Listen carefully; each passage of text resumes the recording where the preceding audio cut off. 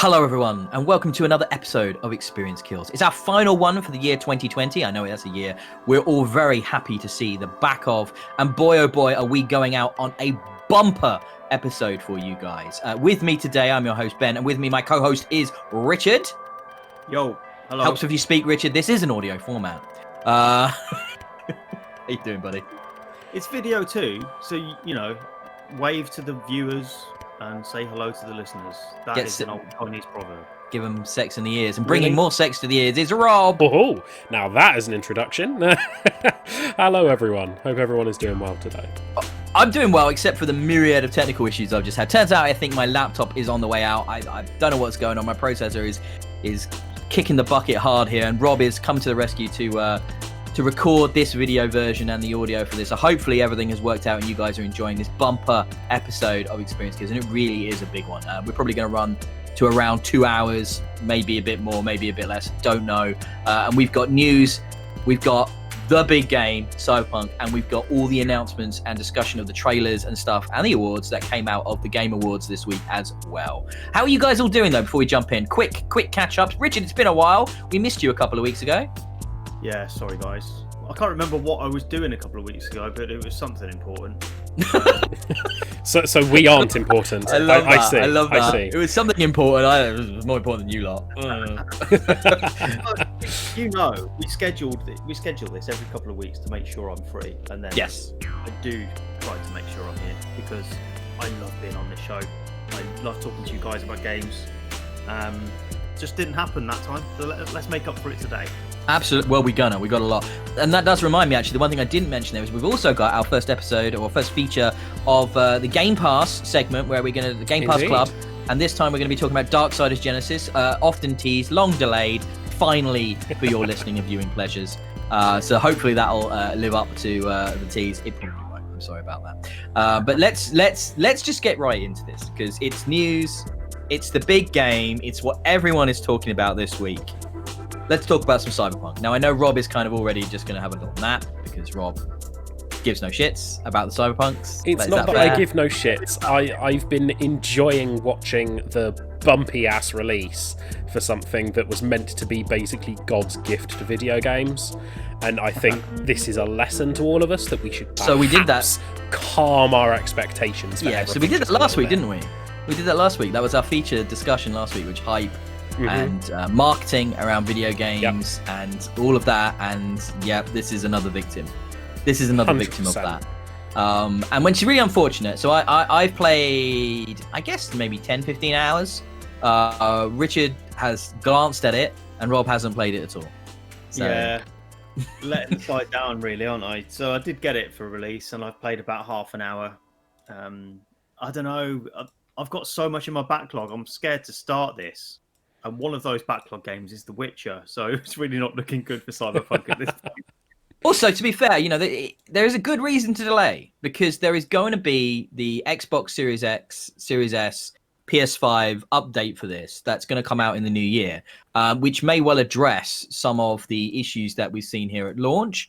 Like I said, so we've got some news stories here. It's all going to tie together. I think I'm just going to talk about, to start with, my impressions, and you guys can throw in the news stories and stuff when it makes sense and stuff, and we'll kind of just talk around them all as well because it's literally been the one thing that's been discussed this year. It's even overshadowed some of the stuff that came out of the Game Awards and things like that. Really, everyone is talking about this. The first story I want to mention is that these guys recouped dev costs and marketing costs on their pre-orders alone. 8 million copies sold day one. That is insane. The fastest selling PC game of all time, right? It just beat the WoW expansion that came out, which took that record, and it already just passed that. Wow. So it's exactly. Except they've gone rather than WoW. This is that is the success of marketing and hype, right? 100%, right? So despite of the issues, it's still a huge success for CD Projekt Red, despite the fact that they're sort of their share price dropped over 20% because of the reception. See, or that something. was probably not 100% related to the reception, because their stock price would never have been higher at a point where they are just releasing such a pinnacle game. So that may also have been due to people selling off stock when it was a high level and not actually related to the poor release in any way. That's a very good point, but I think there is some connection, though. There probably is some connection, but it's not purely down to that. So one of the other acknowledgements of this reception from Project Red directly was that they've changed their bonus structure for their employees, because it was around that critical Metacritic reception, and it's not hitting the lofty expectations they had. So they're now going to give bonuses around a different metric. I think everybody's just going to get some profit share. So the fact is that the units sold have surpassed expectation, but the critical reception has been somewhat less. So it's an interesting one, that, isn't it? I mean, I think the way they're doing it is they're changing the structure so that it's still done how it was meant to be done. So the devs aren't going to lose out because of considering the amount of crunch they've forced upon their devs. They're still making sure they're treated fairly. And yes, that is still a bugbear of mine. That level of crunch wasn't bad. That level of crunch was less than The Last of Us Part 2, winner of multiple game awards and most critically well-received game of the year. So they actually had a smaller crunch period than Last of Us Part 2, for example. So while any crunch is bad crunch, don't get me wrong, just bear in mind that actually they went through less and a less harsh form of crunch than many studios. Naughty Dog are notorious for bad, harsh, long crunch. So, and we'll talk about that and the worthiness of their awards, as it were, later on. But I think it's been mad, and so let me talk about my interpretation. I said I couldn't review this game. I remember a few weeks back I said I can't review this game because I've been anticipating it and hyped about it and susceptible to the marketing on it for too long, and therefore I couldn't even. We don't try and be completely objective at Experience Kills. That's not the point of view we come through when we talk about games. But at the same time, I knew I was going to be massively biased. But even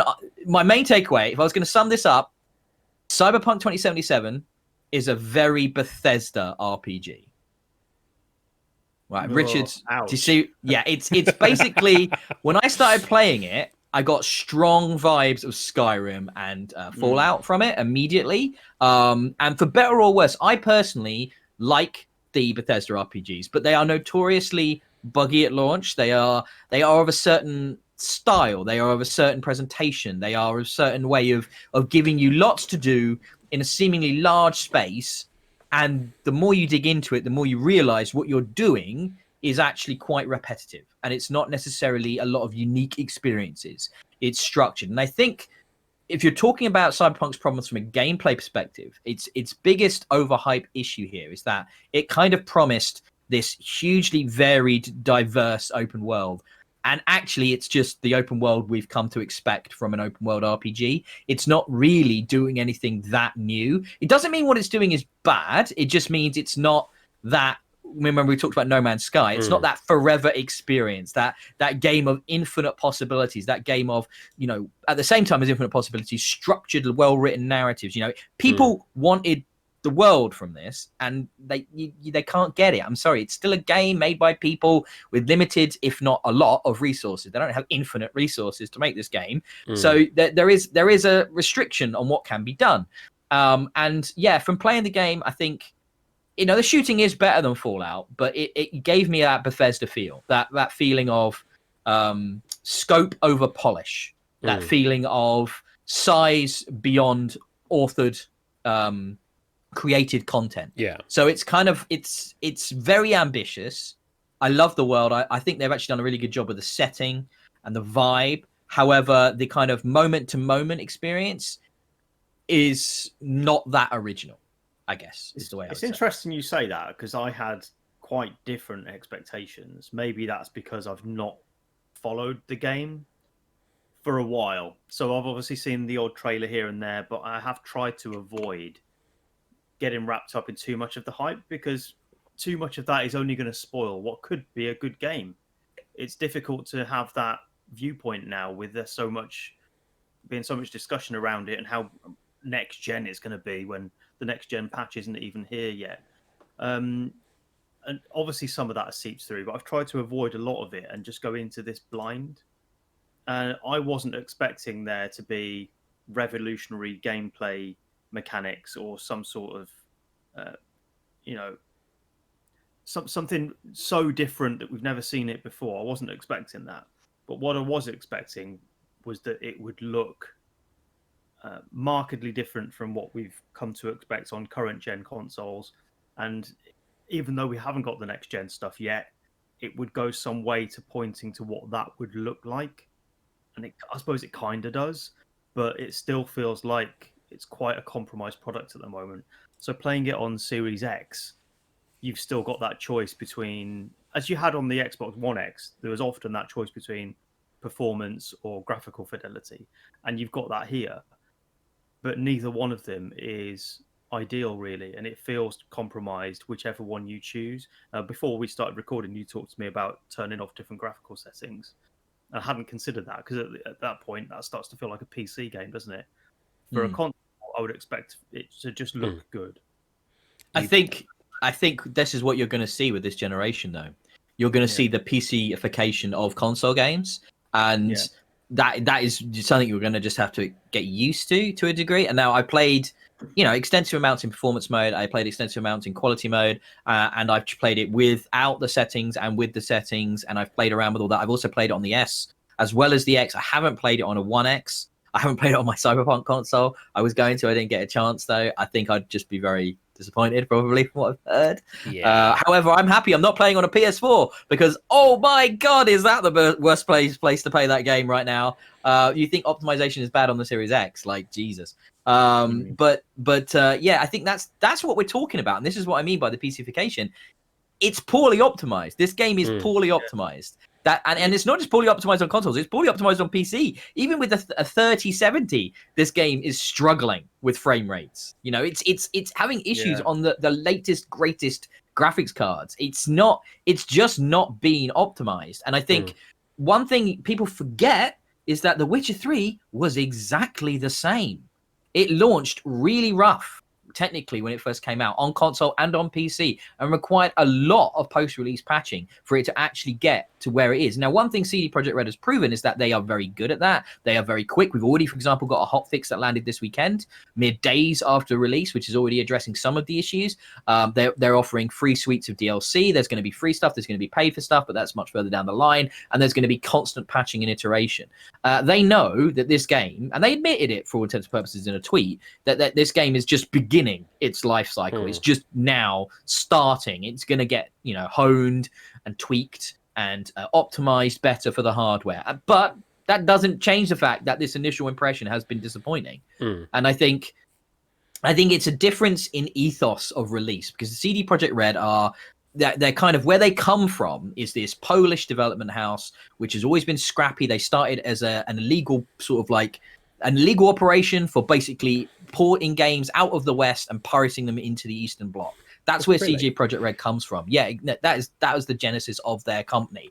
And it's like, this is what this kind of game speaks to. Ambition, scrappiness. They are very much about kind of hacking shit together and trying to push the boundaries. And I think people rightly expect a more polished, more finished product here out of the gate. And it's not as far along as it should have been. However, I think it will get there. But there's 8 million people who have bought this or whatever, this ridiculous number. And now a large portion of them are feeling really pissed off and jilted. But a large portion of them came to CG Projekt Red around the really high regard of The Witcher 3 after about a year plus of it being out. So they came to that game late, when it was finished, when it was patched, when it was fixed, when it was polished to the point, where it couldn't get any better. They didn't come to it originally. So there is this skewed perspective of what they should have expected from this game. Again, I'll reiterate, it's not good enough, but knowing the history of the developer, knowing the history of the publisher, I'm not surprised. So it's kind of like... No, Ben. Part of that expectation comes from the numerous delays, because you would expect they're going to delay it that many times. It's to make it more polished. And polish it. But it appears that was maybe to just get it off the ground and basically. Well, work. where was it a month Yeah. ago then when they delayed it last time? Like, imagine where it must have been a month ago. If this is Exactly. what we got, where was it then? Like, wow. I'm guessing hard crashes all the time Yeah. on the old hardware, just constantly, you know, just dying. I mean, there are right. So let's talk about bugs. Okay, I haven't experienced many. I'm playing on the most powerful brute forceable console there is. I have played on the S as well, and I played for a good few hours on the S. I didn't experience any there either. The only bug I experienced is the same one Richard experienced early on, which was this weird kind of like continue to walk issue in a little tutorial section, like it was taking your last input and then moved you onto another scene and then continued it. That's not been replicated anywhere else that I've seen. I haven't seen any T-poses. I haven't seen any floating people. I haven't seen any cars disappearing. Any of that. I haven't, you know, again, draw distance haven't been too much of an issue on the Series X and stuff, especially when I turned off those really, really, really bad post-processing effects like the film grain, which just makes everything blurry, the chromatic aberration, the depth of field, just turn them all off. Like, it really looks like crap. They just don't add anything, and I imagine that's the kind of thing they're going to tweak and patch and improve. I have to say though, for the most part, I think the game looks pretty damn good on the Series X. There are times when I've taken screenshots when I'm looking out over the city, and it's like, you know, all the neons pop in, and the HDRs making the blacks look really deep and nice, and everything's really nice. It's very evocative and puts me in the location. It makes me feel really sort of rooted in this cyberpunk setting.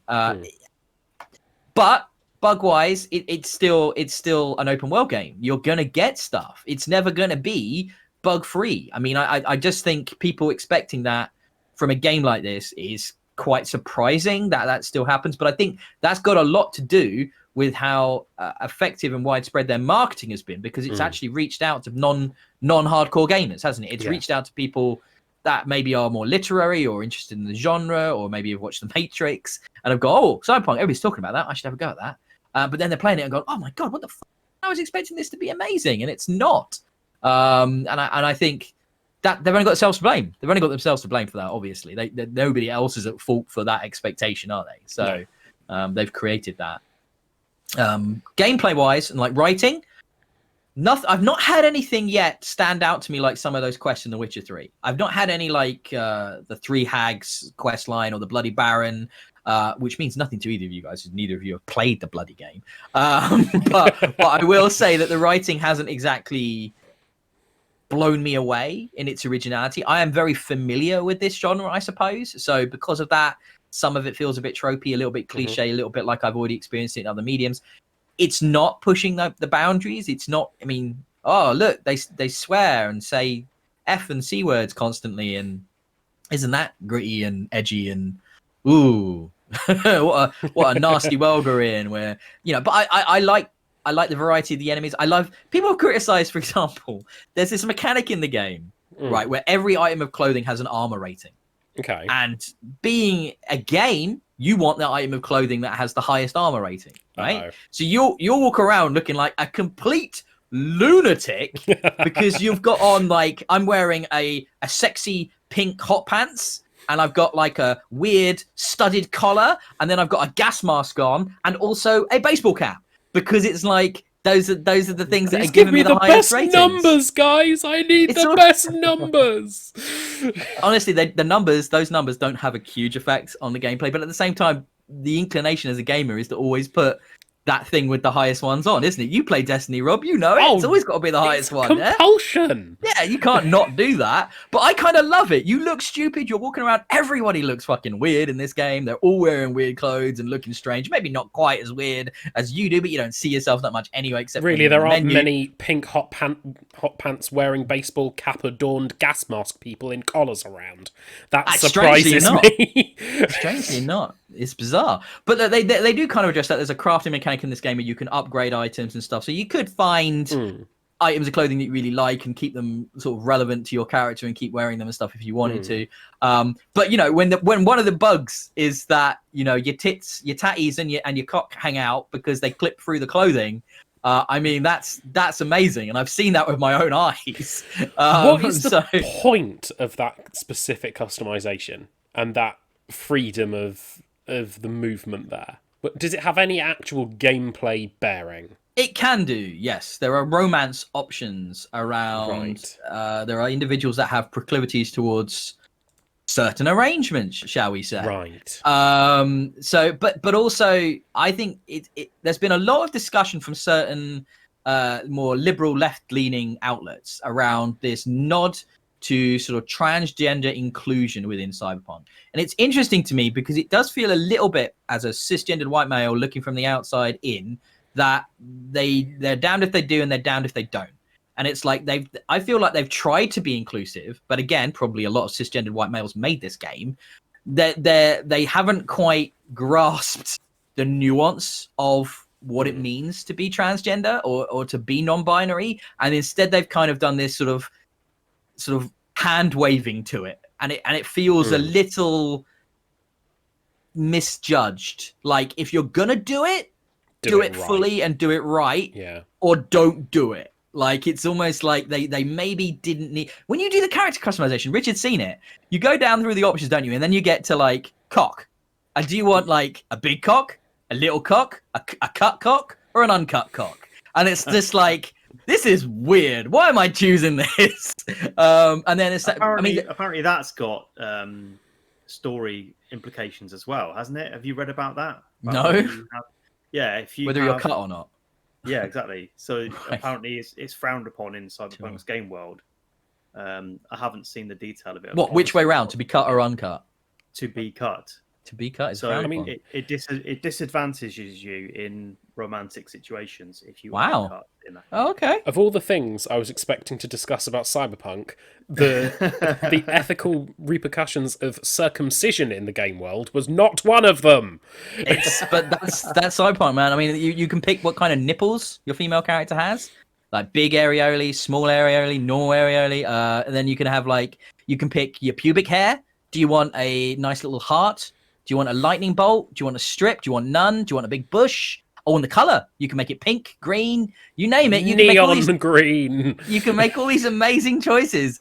And it's mad. And I actually quite enjoyed the character customization because it's detailed without being overwhelming. It's like sometimes you play a game with character customization and you're going to be doing it for 6 hours, like tweaking every little aspect. This is a bit more like there's presets and there's options and you pick from a library and stuff, but you still feel like you can create a unique character while doing it. I talk about some other stuff to do with characters. I like V's voice acting. I like male and female V. I played as both. I think they both do a really good job. I love Jackie. If we're talking about some character stuff here, Jackie is your main kind of bro, your compadre, your gangster in crime, and he's there for all of your different life paths, be it nomad, corpo, or street kid. I've done predominantly played street kid and corpo, so I did 2 different life paths, but I also watched my wife playing as nomad, so I've touched on that as well. I've really tried to get a big grasp of this as quickly as possible for this show, and honestly, I like it. Like, I do like the game. It doesn't take away the fact that there is valid criticism at play here, mostly around technical issues, which is unfortunate because it's detracting from the actual experience of the game. And the sad thing there is that it isn't the most unique experience. It's well crafted. It's well voiced, well acted. It's pretty well written in places. It's nothing horrible. I've played games with much worse writing. Don't get me wrong, but it's a case of CD Projekt Red had a very high bar here. They'd established their quality with The Witcher 3, and they've come at this game very differently. It has been approached from a very different perspective. It's a very different license, franchise potential. They're looking at bringing multiplayer in. Does that affect how the gameplay is going to be designed and stuff? That's coming next year. Is that why we're getting a bit more of this cookie cutter mission delivery system? The reason why the writing doesn't feel and the missions don't feel as authored, because they're looking to make something like Cyberpunk 2077 online in the vein of GTA online. So it's like, is that what we're seeing here? We don't know that. So I think that's possible. I think that's decidedly possible, that they're looking to make this a more of a living open world where you're going to have multiple players in there, and that's why it feels the way it does. That's why it's maybe as less ambitious than was expected, because it needs to be scalable for 64 players over a network connection, right? That is possible. Then we just don't know about it. Well, they've said multiplayer is coming. They've never denied that. That's been in the works for a long time. I think we knew about that for a few years now, but we just don't know what the scope of that is. Honestly, I don't think it's just going to be deathmatch. First I'd heard of it. Oh well, okay, there you go. I literally did not have a single clue that multiplayer was meant to be coming to that game. It struck me as a strictly single player experience, just like The Witcher 3. I thought that too, actually. But like I say, I've Multiplayer's coming. Multiplayer's coming. So I guess maybe maybe unless you're a diehard like I am into it, you that wasn't particularly well advertised or particularly spoken about. I just thought everybody knew that. Okay, fair enough. One more news story here I wanted to touch upon, because I've touched on the penises, which is obviously the most important thing. Yeah, of course. Penisgate. And the technical problems, which have generated some incredible memes. Just I have to say that. around in the game. Oh, shut up, Rob. Anyone here know anyone or suffer from epilepsy themselves? I do. I actually know 2 people that suffer from epilepsy. Both of them are on medication, and I know which news story you're going with. They didn't include a safety warning. Come on, guys. Is that still? That's not the thing for me? I guess the thing for me is that the bits that can generate epilepsy issues are like, oh damn, yeah, that I can see why that would be an issue for an epileptic. Like they're really egregious, and quite constant. Like they don't happen all the time, but they do come up fairly regularly. It's usually this brain dance sequence that like takes you into this basically Batman VR detective mode, so you can kind of relive someone's memories and poke around in them and stuff. But when it's initiating it, you put this headset on, and it's got these 2 like things that stick out in front of your eyes. Obviously, you're in first person perspective here, and they start flashing in discordant white colors, and it's like, oh no, I can see why that could cause problems. Yeah, absolutely, that could trigger someone's epilepsy. So the fact that it's in the EULA, which nobody reads, the EULA, but no, just warning. Like there was one that was playing Watch Dogs the other day. There's one right at the top of it, you know, that says, hey, you know what, there's some stuff in here. Flashing lights might have an effect on epileptic. Yeah. Easy peasy. That's been just as given for years at this point. And is that why it wasn't included though? Because it's kind of like one of those things everybody just sort of goes, yeah, well, we know that. I don't know, but you have to think about it. If you're providing something like a game that has these sorts of things, you have to be aware of that sort of factor, because the last thing you want is someone playing the game, having a fit, and potentially dying. Well, so the reason this kind of came up was a Game Informer article. And this person who was playing the game for review was epileptic and actually had a fit when playing the game. Like, it triggered her epilepsy. So this is why she decided to write about it and do like a PSA article about it. Yeah. And I think that's valid. I'm not epileptic. I don't know anybody with epilepsy. I don't know how prevalent it is. Supposedly, from what I've heard, it is very common. So yeah, the fact that there isn't more of an awareness around the issue in that inside the game is unfortunate. I also think this is one of those situations where it's only a story because of the size of the game. Like, this wouldn't have come up if it was just another game, whatever, another released Ubisoft title or, a smaller title. This would never have been discussed. This never would have blown up. So there is a bit of a storm in a teacup here. And they're fixing it. They've already patched it in, I think, for PC. The patches will be coming to console and stuff. So they are listening. They are reacting. They are aware of the technical problems. Do you guys have any questions? Because there's a lot of game here, and I could probably talk about it for even a lot longer. I could talk about the driving. I could talk about the combat. I could talk about the story and mission structure. And I'm sure we'll cycle back to this in the new year. The next podcast we do is going to be our Game of the Year discussion, and this will definitely be on that list because it is worth discussing in that regard. It's the best RPG I've played this year. I mean, there's no doubt about that. And it's probably up there as the best open world I've experienced this year. So I think that's a valid discussion to have in the Game of the Year structure. However, anything you guys wanted me to sort of expound upon a bit, because obviously there's a lot of discussion around this and it's hard to hone it down, which is why I'm not reviewing it. Is it something that you would recommend? As it currently stands now, because we have no timeline on fixes, is it a game that you would suggest people go and pick up? I think the problem we've got here is that everyone who was going to buy this game bought this game.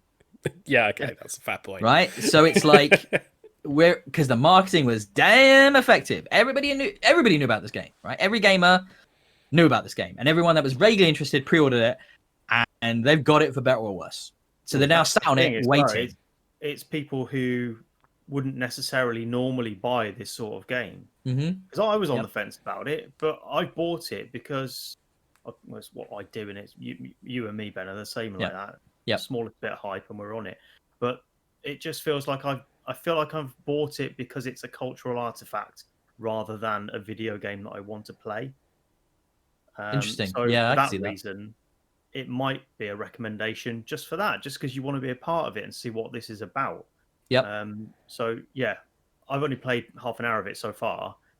Obviously, I'm going to put a lot more time into it than that, and I suspect I'm not going to wait for the next gen patch actually, because I want to see what it's about and feel it part of that universe. Because from all the pre-release stuff, the trailers, just looks out of this world, doesn't it? It just looks brilliant to be a part of that, and I want. Yeah, and it is.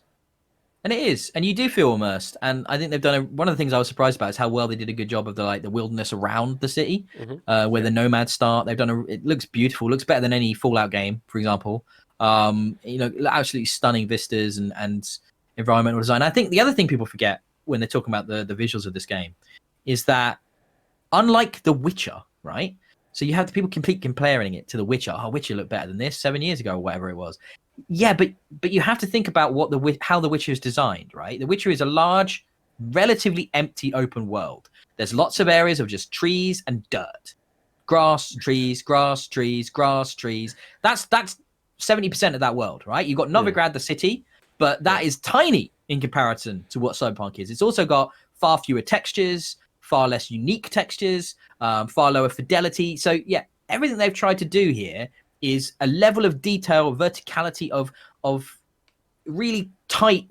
It's a fucking bustling metropolis, and everything is just really compacted into this one area. And one of the things I mentioned earlier about a concern was density on the streets of pedestrians and vehicles. Actually, it's really good. Like, I think what we'd seen was just either quiet parts or time of day related, because when it's late at night and stuff or early in the morning, there's less people out, which makes total sense. Yeah. But it is pretty hectic out there and stuff at the time. And people will expect, you go up to a pedestrian and they just have one line to tell you and they don't all speak to you and stuff. And I'm like, what the fuck did you expect? Did you expect them all to have 300 lines of dialogue? How would that work? There's thousands of them. What game does that? That's just, it'd be great. I also want to live in the world that the Oasis is real. That turns out it's probably going to be Fortnite at this rate. And it's like, I don't really want to live in Fortnite, but they've got every other property joining it. So it's literally turning into Ready Player One. But I don't think that's a realistic expectation for an open world RPG game where they've all got, they're distinct. And they'll be in Red Dead and in GTA, they've all got, 24-hour cycles. And, Rockstar weren't banging on about how great that was. And it's just like, yeah, you might be right, but it's a very different studio, Rockstar. It's a much more established, much bigger, much more money, I don't know. I'm happy with it. I think it's an interesting game. I can't wait to see what they do to support it and how it's going to evolve. It's going to improve. Every week there'll be a bloody hotfix and proper patches and DLC. They're going to continuously, do this because it's exactly what they did with The Witcher 3. So I'm not concerned that this game isn't going to be amazing in 6 months' time. I think it will be. It's just unfortunate that this is the launch it's had, and I wish they'd had a better launch.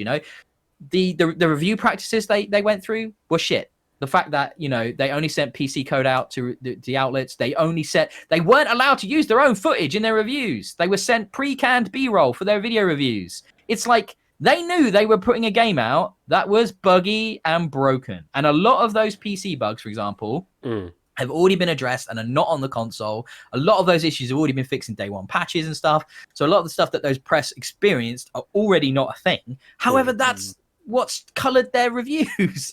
I mean, even then it's still over 90, but there's discussion of collusion and there's discussion of, their practices of CD Projekt Red. And it's kind of like, guys, that's gross. Like, you shouldn't be behaving like that. You should put it out there for people to see warts and all. If this is the game you're releasing, I can't believe you gave them caveats of you can't capture from the PC. I would never have agreed to that. Even if I had a PC to run it, for example, if they sent me code and said that, I'd have been like, I will wait until after release. That's grim. You can't do that. I saw people complaining about that, and what you were talking about earlier about the history of CD Projekt Red. People couldn't believe that a company that originated in piracy is then telling people they can't even capture their own footage of the game that they're reviewing.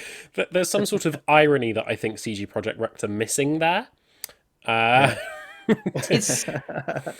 It's weird because so they included de novo copy protection on the pre-release games. This is the company that owns GOG. The whole thing around GOG is they don't put DRM on their games. So it's kind of like, I don't get it, guys. I understand this is the biggest thing you've ever done. I understand that you've got huge corporate investment and You want to be one of the big boys. You want to be Ubisoft. You want to be EA. You want to play in that space. But don't take on their shitty fucking way of doing things. Do something different. Be honest. Be upfront. Be have integrity. And it will earn you so much more credibility with the gamers, and that's what matters. They're the ones buying your shit. Would you have kept your pre-orders if you'd seen the news stories about the bugs and the performance issues and all of that we've seen? Would you have kept your pre-order? Yes. I would have done, because I think we know enough to have expected it. Yeah. Like Ben said, I don't understand why people didn't think that would be a problem day one. It's bound to be. Because especially after all the delays, there's going to be something wrong. It was always going to come in as a hot mess. Yeah, it was coming in super, super hot. This thing was clearly, we're getting it out because it has to be out by the end of this year. We can't, we're losing more money by delaying than we are by releasing with potential issues. I feel hypocritical saying that, because there's a lot of games where I would have had a different response. But as I say, it is such an important cultural touchstone, this, that you kind of want to be around for it. This is something that is a very good point. Should we be more critical as a gaming audience of the fact that this is what's happened, regardless of its cultural impact? If this happened to an EA game, we would be lighting torches and sharpening pitchforks, metaphorically, at this point. It's something that, are we holding CJ Products Red in a different regard to other AAA game devs, when really at this point, if I don't know how it's classified and how that classification is determined, they classify as AAA. They made one of the best games ever made, i.e. The Witcher 3. So surely we should be judging all of the game devs in exactly the same way and going, this stuff should not fly. You should be releasing capable to play games on day one. There shouldn't be the need for a month of patches. There are degrees. I mean, I suppose Ubisoft is the obvious counterpoint for me, because I have made that decision with Watch Dogs and Assassin's Creed Valhalla, which have, as we all know, recently been released for next-gen consoles. They were both under consideration for me to buy on my Series X, just to see what next-gen Xbox stuff looks like. And I didn't, on account of them both being absolute buggy messes. I don't have a lot of goodwill for Ubisoft. And that's partly because they have a history of doing this. It seems to be their business model that they release buggy messes, and it doesn't really seem to matter. So in that context, I'm less forgiving of it. It's clear that Cyberpunk is a really huge undertaking. It's taken them years to get to where they are, and they have a proven track record of putting things right with The Witcher. So yeah, I think they can be treated differently. I think for me, it's less publisher and developer related and more genre related. For me, my genre is open world games, right? Open world games and RPGs, especially. I play all of them, right? I absolutely love them.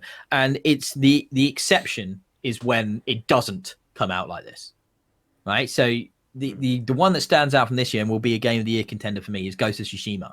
That game released with no bugs of note, right? It was a beautiful game, incredible art style, absolutely stunning, beautiful to play, incredible combat, brilliant acting, fantastic voice acting, all the works, like an insanely good game.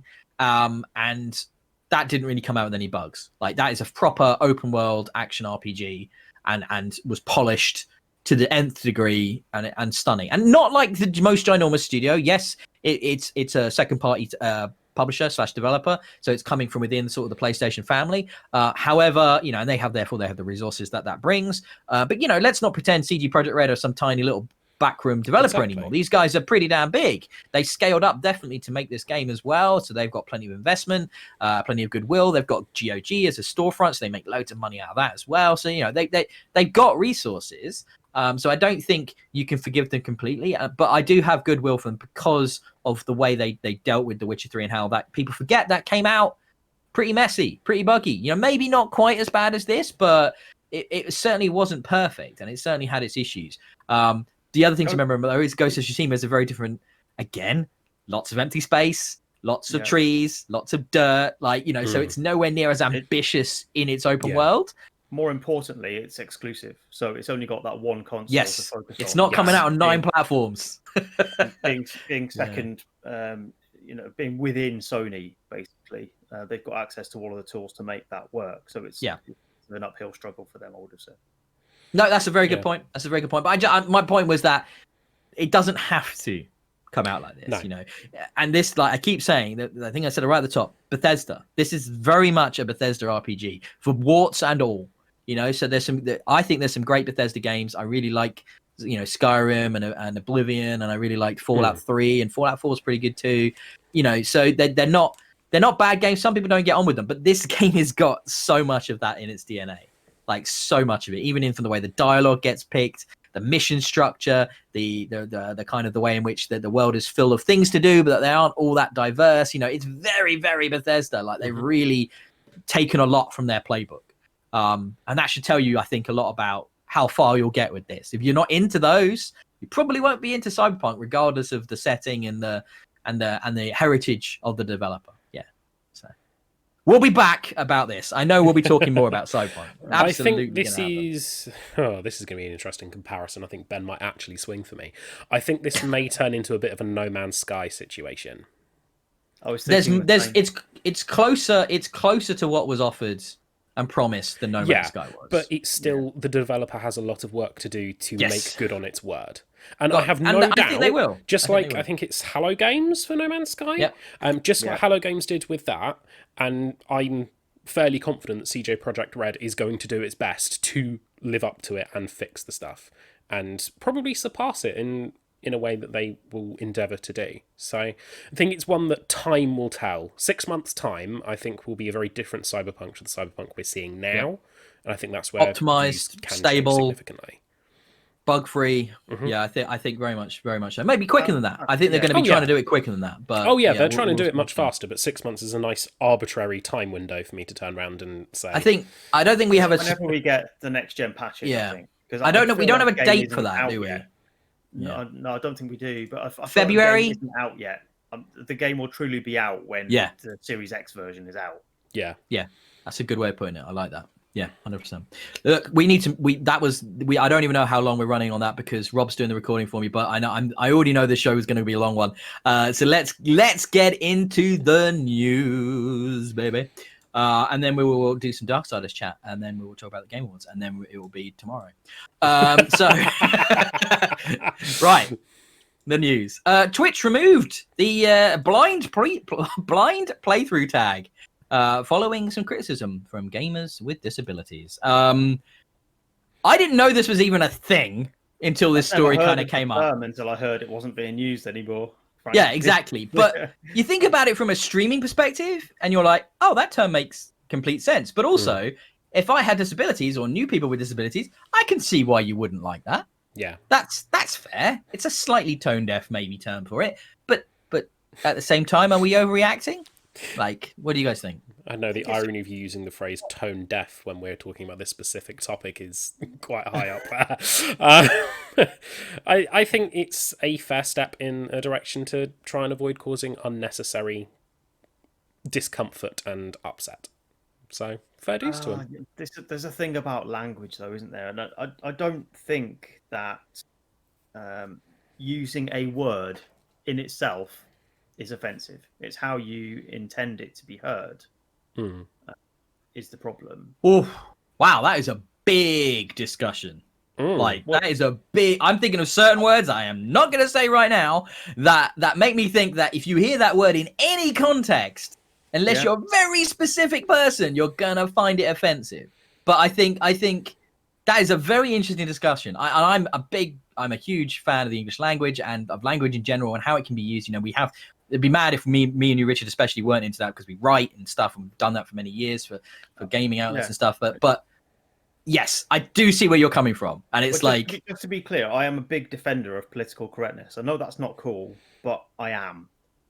So if something's offensive, I won't say it, or I'll try not to, unless it's like an in-joke between you and I, and you don't don't record it, please, before we start the show. I record everything. Apart from today when I record it instead. Yeah, well, yeah. We record everything. So yeah, I am careful about that. I don't want to upset anybody. Everyone's got a right to be treated with respect, and if other people talk about them or things that affect them in a way that undermines their feelings, then that's to be avoided, isn't it? Clearly. Yeah. But some words have more than one meaning. A blind playthrough of a game is not talking about someone who can't see. How would they do it anyway? Well, you know, some people. Come on, you were all thinking it. I'll be the villain and say it. Jesus Christ! No, because some people have sight impairments. They can still play video games. It's just they're the ones I like to play at Halo, usually. Stop it. Is that the only way you stand a chance at winning, Ben? No, but plenty of games have adaptations for sight impaired players.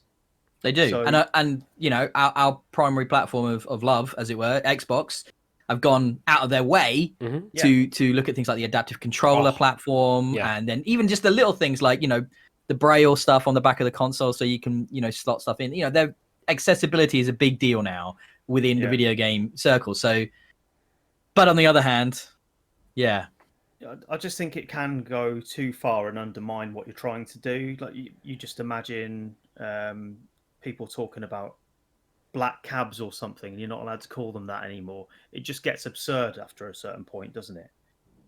Yes.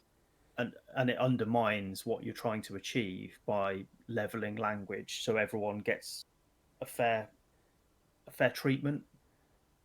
It just makes you look silly. It makes the left look stupid, really, when you go overboard with things like that. There are more important hills to die on.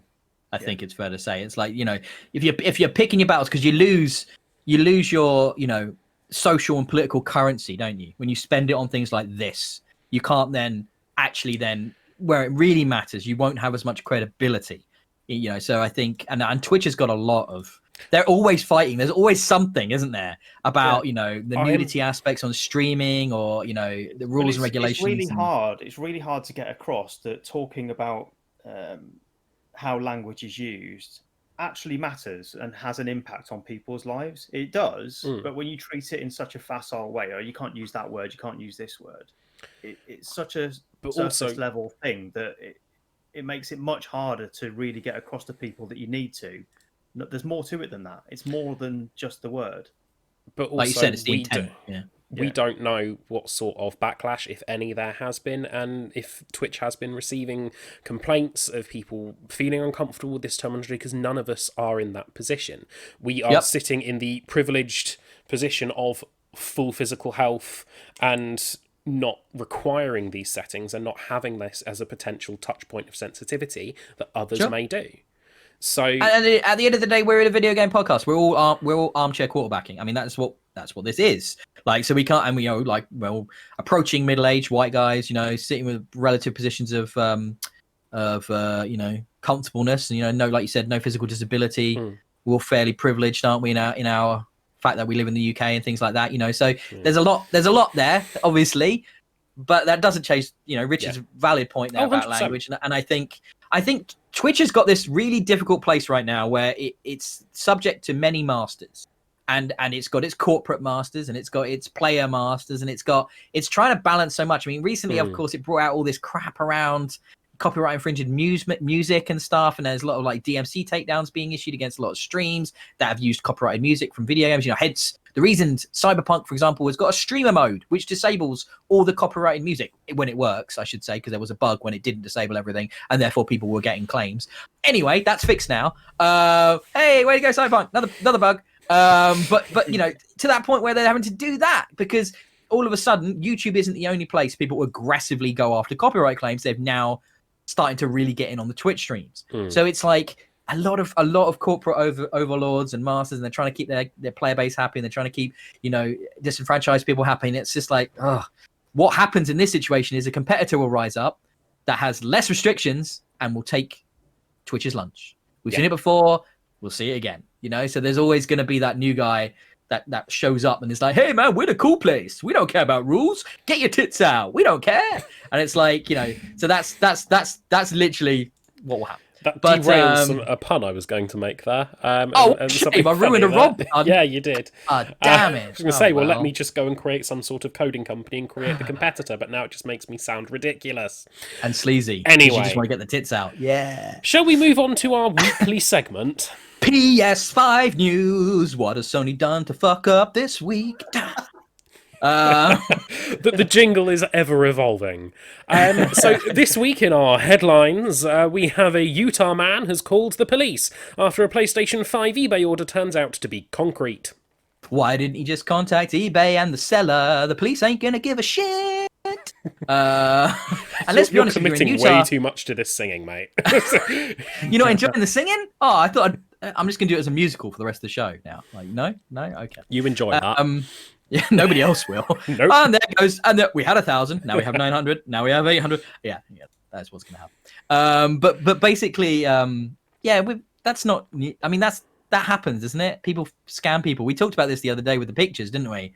People selling pictures of PS5s instead of PS5s. This is a scam as old as eBay. Like, but at the same time, it's shit. Don't get me wrong. But this doesn't even have the finesse of pretending it's something. There's no nuance to this one, is there? They've literally sold a PS5 and put a brick in a box. That's not the same as what we typically see, where people say PS5 box for sale, and all you get is the box, and then you can say, well, you should have read it more closely. Really, this is there's a bit of theft. Yeah, this is straight up fraud, isn't it? Yeah, that's the difference. That's the right word there. Theft is not the right one. Definitely. Yeah, you're isn't it? I mean, has he not stolen from the guy he sold it to? He's defrauded by not selling the it guy. to him. Okay, fair play. Sure, Yeah. You're probably right. But yeah, I wouldn't imagine the police could do much. But fair enough. I mean, what this all speaks to, as all these stories speak to, is the prevalence of a desire people have for a PS5 right now, and the lengths people are going to get them, and the lengths people are going to fuck those people over. I mean, it's insane. Why aren't we seeing these stories about Xbox? Are you, as an Xbox guy, Ben? Well, you as well, Rob. Yeah. Are you starting to get a bit twitchy about how there isn't this sort of story coming out about the Series X? Where are the shiploads of them being nicked, or people, selling them on eBay and pretending it's something else? I think good point. This is a self-propagating kind of situation, isn't it? Whereas the more people talk about the PS5 as this hot item for Christmas, and in general just a hot item people want, the more it becomes a hot item that people want. It's almost like incredibly effective guerrilla marketing from Sony. That's exactly my thought. Yeah, they, even if they're not directly involved in perpetrating some of these stories, they're not going to stop them, are they? It works for them. No, but they love it. It makes me wonder. Xbox is not sitting on shelves waiting to be picked up. It is sold out. So why aren't we seeing the same? Anecdotally, as someone who spends a lot of time in sort of Xbox subreddits and stuff from time to time, it seems to be a bit more out there. Like I get more alerts on Twitter about Xboxes being available to buy than I do the PlayStations. But again, I think that's because by the time the PlayStations are up, they're gone. So I think there is an incredibly effective marketing campaign going on here. In addition, that console hardware, it just isn't as important to Xbox and Phil Spencer as the PlayStation hardware is to Sony. Because their platform is so different now. And I think we're only going to see that more and more and more as we get another year into this generation and stuff, and see Game Pass, as we're going to talk about, showing up in other places and things like that.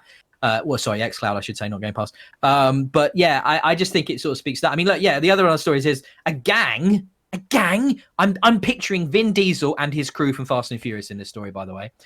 They stole. Yeah, I mean, they stole it from a fast-moving lorry. They stole a shipment of PS5s. I'm going to imagine on the go, right, using some kind of giant swinging ball, and then there's going to be somebody riding it. Vin Diesel's riding the ball, and he's going to leap onto the lorry, and then he's going to uncouple the lorry, and then they're going to, somehow, while still moving down a ginormous runway, get the shipment of PS5s off the lorry into their truck, and then they're going to drive away going, family, and drinking Corona. It's just a perfect I was trying to feign sleep with how exciting that did not really sound. But you did make me break character on that one. Like, fuck me, that's ridiculous. It's probably closer to wait for fast-moving lorry to stop at traffic lights, climb onto lorry, open back up, and empty back of lorry. I don't think it is. That's not the story. It just made me think. Have you guys seen Tenet? There's a scene like that in Tenet. Yeah, I have no idea. There is, isn't there? Yeah. But going backwards in time at the same. Yeah. Anyway. Yeah. But that's how powerful the PS5 is. It does fuck with the time stream. The way the gangs are doing this, they're using multiple cars to box in lorries going at speeds of 50. Then one gang member climbs out, secured by rope through a sunroof or modified hatch. Then uses cutting tools or a crowbar to break into the lorry, climb aboard, and throw out the goods. It's real! The diesel is real! Dominic Toretto, it's real! My question would be, someone who's got that lifestyle, why do they need to play video games? They're selling them, you twat. I'd really love it if they were just at home going, I need money for Animal Crossing. I'm very, very happy. That is literally real life Fast and Furious. I think I might actually just made Ben's day there, which makes me sad. I'm going to form one of these crews myself. No, you're fucking not. I'll be the mastermind. I'll be like, the guy he comes up with a plan and then stays at home. Yeah, that'll be good. Okay. Anyway. And then in addition, this is another thing that's such an indication of how far this fucking hype and shortage has got, is that we've got to the point where SNL are doing comedy skits about somebody wanting a PS5 for Christmas, and it was quite a good skit. It was Eminem's and Dido's Stan music video, and he's writing to Santa for a PS5 instead, which I thought was kind of amazing. It was actually made me laugh quite a bit. I thought it was really good. It was funny, but you showed me that, and that's the point where I thought, no, hang on, Sony are doing this on purpose. Sony has bunged them all some vouchers. Or something. So really, Sony is the one going, right, gangs, come over here. I've got a job for you. Well, yeah, it's all being planned.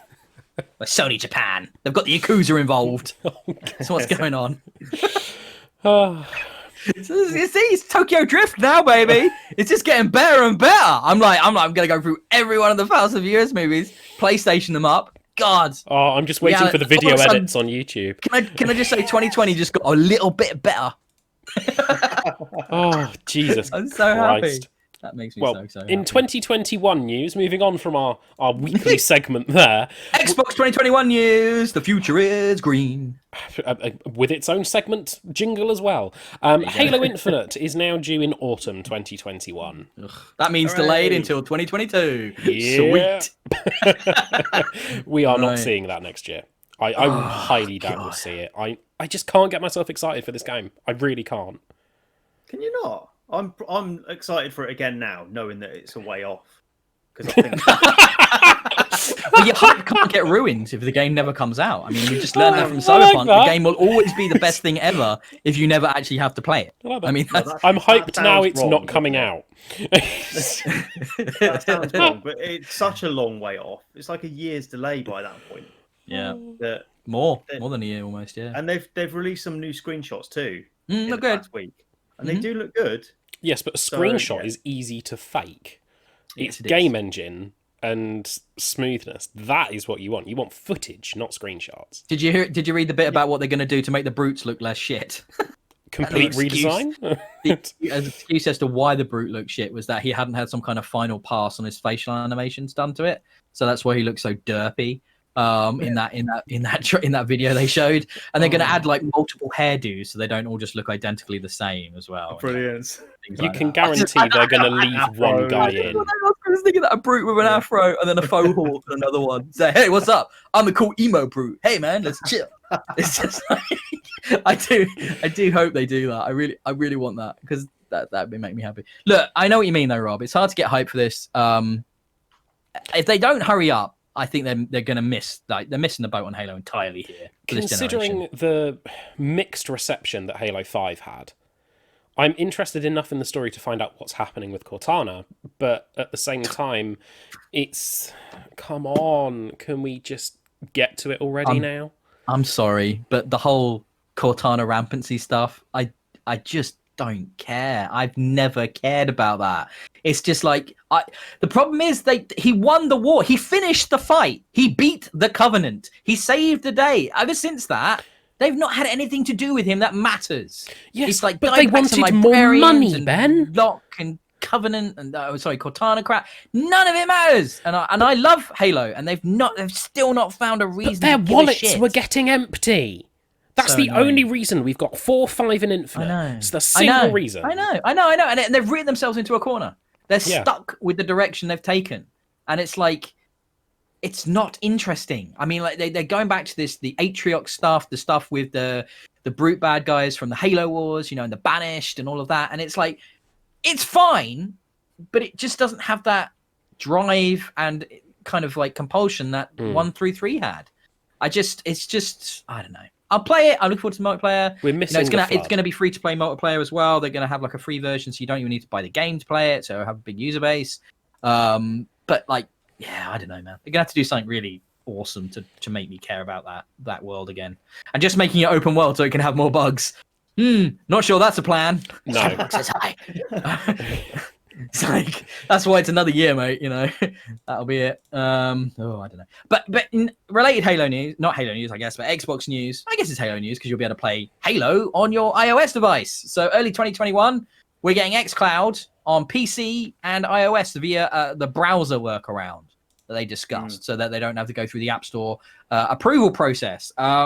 That's cool. I'm glad that's finally coming, so I can have a go on it, on the go on my mobile and stuff. I'm looking forward to that and trying that out, and I'm really glad it's coming to PC. I think that's really good news. Really obvious that should have happened a while back. I think that probably should have been the first platform, really. And then maybe that means we'll get some kind of integration into the console thing, like we've often talked about. So when you buy a game, you get to stream it straight away, and you don't have to wait for downloads and all that kind of stuff, and working that into the whole ecosystem a little bit more. But I feel like xCloud, we mentioned it earlier with the Halo strategy. I think xCloud is the future of it. They want this on your smart devices. They want this on your TVs. If you can play it on your fucking smart fridge, you should be able to play Xbox games on your smart fridge. It's like, why tether it? Play it on your Switch. Play it on a PlayStation. It's got a browser. Play it on everything. Like, why not? That seems to be the way it's going, doesn't it? So, yeah, I think that's no, it's cool. Well, I've had it for a while. I'm on it's been out on Android for a little while now, so I've really enjoyed it on that. But having it on PC, because I haven't got a great PC, would be brilliant. Neither do I. Mine seems to be breaking as we speak. Right, guys, shall we get into our first ever Gamepass Club segment? It was Rob's pick, so that means I think we'll make it Richard's pick for the next one in 6 weeks time. Is what it's going to work out. It'll be the one after the Game of the Year episode, probably, or the one after that. Actually, now I think about it, it might be. So yeah, it could be a while, probably February. But yeah, right. Rob, why don't you kick us off? It was your pick. Yes. Take us into Darksiders Genesis. So Darksiders Genesis is actually quite fun. I really enjoyed it. It's a top-down hack and slash action role-playing adventure game. I'm not ripping that from Wikipedia at all because of all the buzzwords there. It is a prequel to Darksiders 1. So it sets the stage for then what happens through the rest of the Darksiders games, and that I liked. I really enjoyed, for the first time ever, you were playing the Horsemen as fully powered horsemen from the get-go. There wasn't a case of, you can't have the glidey wings bit yet because you haven't gone to this place and done the thing and the boss fight. No, you've got them. Having that straight out the gate was just brilliant because you're actually playing as War and Strife, powered up in the peak of their power and going.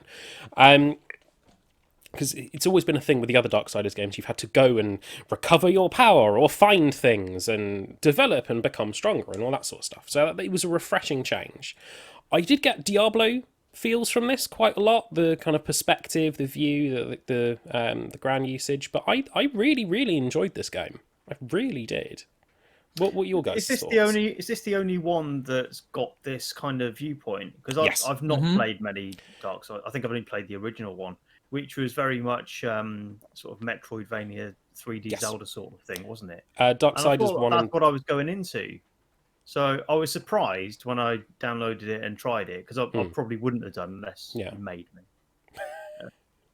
Yeah, I suppose I enjoyed the game for what it was. I just was really surprised that they'd broken out into a completely different genre for it, and I wondered why that would be. I quite like the fact that as a horseman, I spent a fair amount of time on a horse. Yes. A lot more on a horse than I remember ever being on a horse in the other games. Yes. There's 3 other games, isn't there? There's Darksiders 1, 2, and 3 now. Yes, and I think I've touched all of them, though I've never played any of them through to completion. I prefer this to all 3. I just get on with this so much better. That whole art style, that whole perspective in the other 3, and the style of game as well, the Zelda Metroidvania thing with that art style, it just never did anything for me. I was always playing it thinking like, I should enjoy this more. And it just never grabbed me, because I like a good Metroidvania game, but generally to me a good Metroidvania game is 2D. Yeah. So it's something like Mummy Demastered or Axiom Verge or something like that. So the Darksiders games always felt like this hybrid. And don't get me wrong, I like the visual style. Like, it's Joe Madura, who's a comic book artist, and he does a really nice job with the look of that universe, and it's carried into Genesis as well, especially in the cutscenes. In Genesis, the gameplay, more like Diablo. Yes, please. Thank you very much. Have some of that. I really like Diablo's style, especially Diablo 3 style of ARPG, which is that isometric view, quick dodges and rolls. You know, I played a Strife predominantly when I was playing. I really like the gunslinging abilities. I really like the range control sort of side of him. We didn't play in co-op, guys, which was stupid, because this whole game is co-op and none of us got together to play any together. But hey, it's something I really want to do. Typical experience kills. we never have the time to actually play the games together. I didn't have a working headset, to be fair, but I do now, so we can. Oh, okay, well, that's good news. And I think when I was around to play co-op because of various work commitments, you were busy neck deep in Cyberpunk. Actually, can I just be clear? It's balls deep in Cyberpunk. Oh, I'm sorry. Balls deep. I've made that cock. I'm gonna use it. Neck deep sounds grim now. Well, considering the kind of things they make for the brain dance videos in Cyberpunk, quite possible. I'm just saying, they do some dark shit in Cyberpunk. Okay, deep south, Ben. Dark shit. No, I like Darksiders Genesis. I'm never gonna play it to completion, but I did give it a good go, good few hours, which is more than I thought I would want to play it.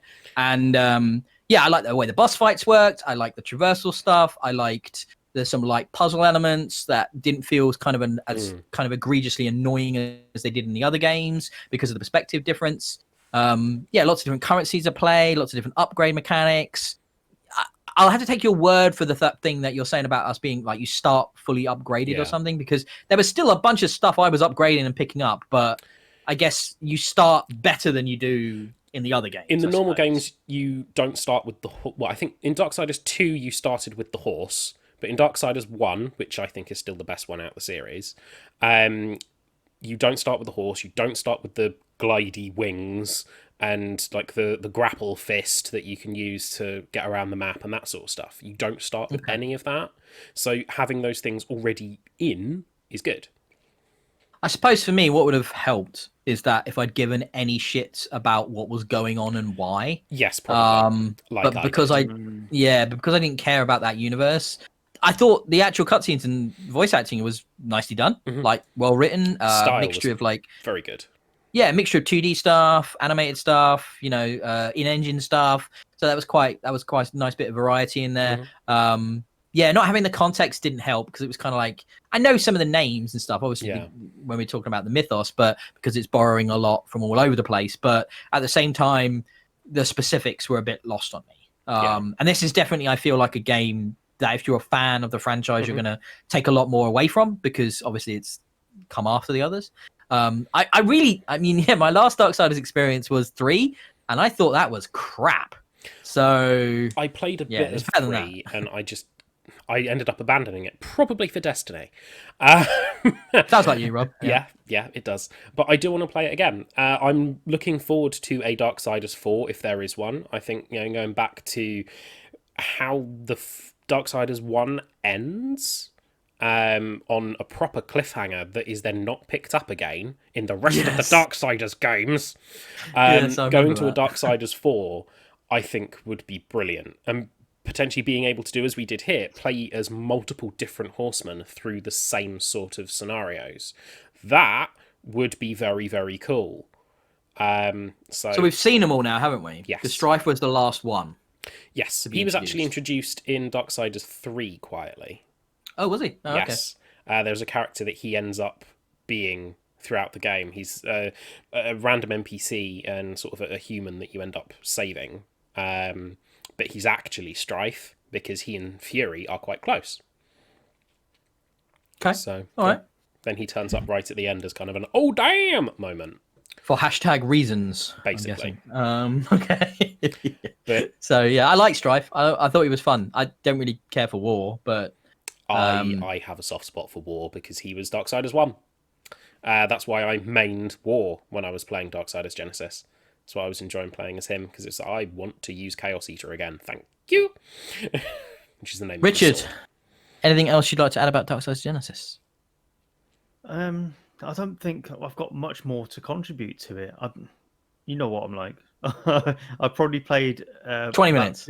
No, it was more like 2 hours. I think I put into it, so a reasonable chunk, but not enough to where I thought, oh, I must play more of that. I think I was just disappointed that it wasn't the Darksiders I expected, because I would have liked an opportunity to go back to what I'd missed out on with them. Because we've already said they are reputed Metroidvania titles, and they are the sort of thing that I should really enjoy. I think I expected it to be something like when I first played Darksiders the original. I expected it to be something like Soul Reaver, like the Legacy of Kain spin-off. And it just didn't have that vibe. I think you said it, Ben. There's just something about it where you should be enjoying it and you should be buying into it, but it doesn't quite have that. Tonally, it feels like a self-serious Devil May Cry. Yeah, which is like Devil May Cry is like really over the top stupid, and this is like we're actually going to take that kind of thing really seriously. Which because in that first game especially, because you land and it's like apocalypse, like you are these like crazy powered things. The Seraphim have shown up, the demons have shown up, they're all at war, Earth's getting ruined, humans dying everywhere, all around you, all the time, and it's just like, wow, this is kind of miserable. I'm not really feeling that. But it speaks to, like I mentioned, Joe Mad was the artist, and I think the whole kind of concept of this is a very late 80s, early 90s comic book, which is that overly dark, reminiscent of like a Witchblade or a Darkness, those kind of comics where it's like powers beyond the understanding of man have come to show up and fuck up our world because we weren't already doing a good enough job ourselves. So it's like, yeah, it's a very kind of a bit of a dated concept, but that's why I like Genesis more, I think, because it's not on Earth. At least the bits I hadn't played, it was all kind of like more fantastical in the other realms and stuff, which I actually really enjoyed. So I'd be interested enough to check out another Darksiders game if they made one. Yeah, I'm assuming they are. I would hope so. I really hope so. But it's a thing, isn't it? It's a B tier game. You don't get a lot of B tier franchises anymore, and it's a right comfortable in that place. It's solid, not but full it's not solid enough. Yeah, it's. I think it's perfect. It's like they're perfectly playable. Like they're not broken in any way. It's just not trying to do the world, which is what a lot of them do. That'd be the thing. The next Darksiders open world adventure. It's what you've always wanted. You say that Darksiders 2 was actually open world. Was it? Yes. I played that. I don't remember that. Okay. It was. That's why you started off with Death's Horse, because you had all the environment to traverse. It wasn't linear like Darksiders 1 started out as. Maybe I haven't played it. Maybe I just own it. That sounds like something I'd do. Yes. Sounds like you. 1100 Xbox games or however many you own. That's right. Yep. I just hit that. Yep. Okay, Richard. For the next episode in February, do you have a shortlist? Do you have any games you're thinking about?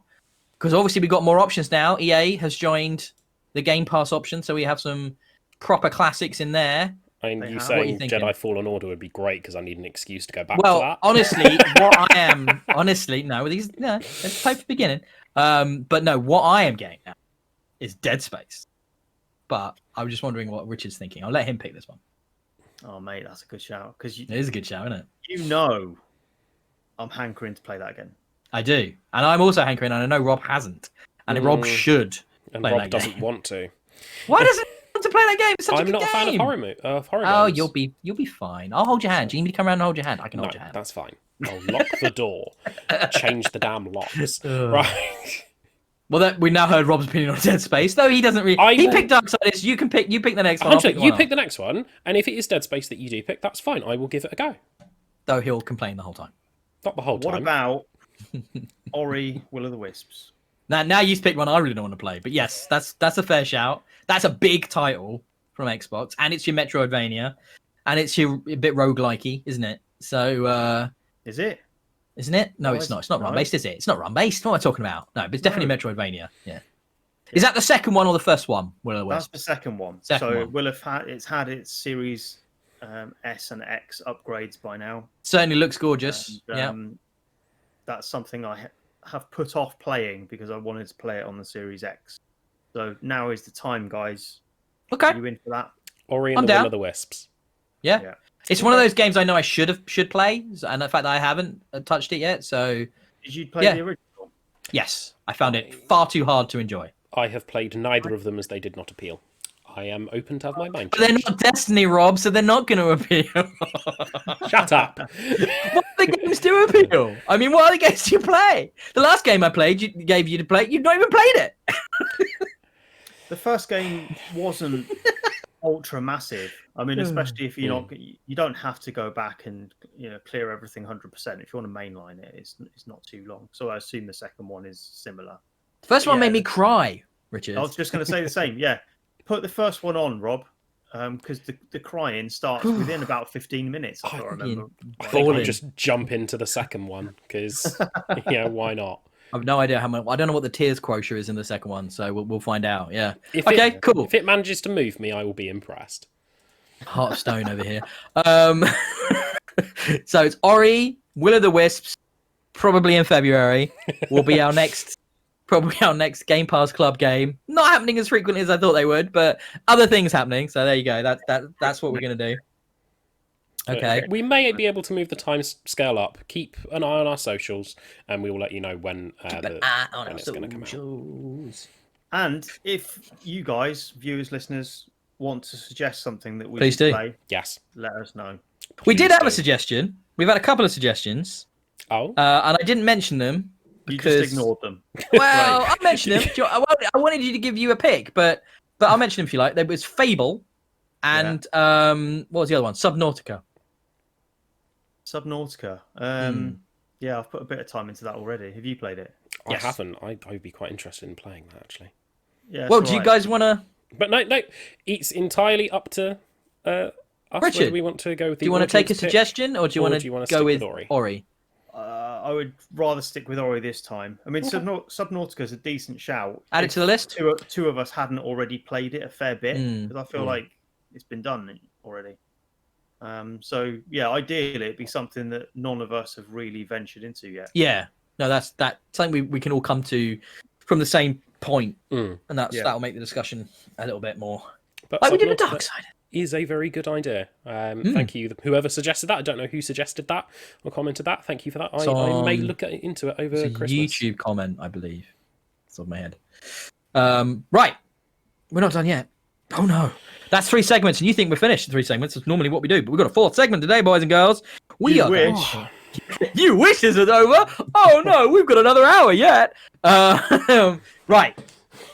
Something big happened, and it was weird because I guess everybody's talking about Cyberpunk, and nobody's really talking about the Game Awards. But I actually stayed up and watched them live. I wasn't working the next day, and I stayed up till 3 in the morning to watch the Game Awards because they go on for 3 hours.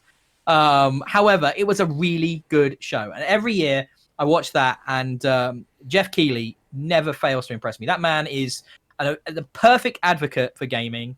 He is positive, open-minded, passionate, intelligent, and has immersed himself for many years now, for decades, into gaming and stuff, and as a journalist, and he is really one of the best.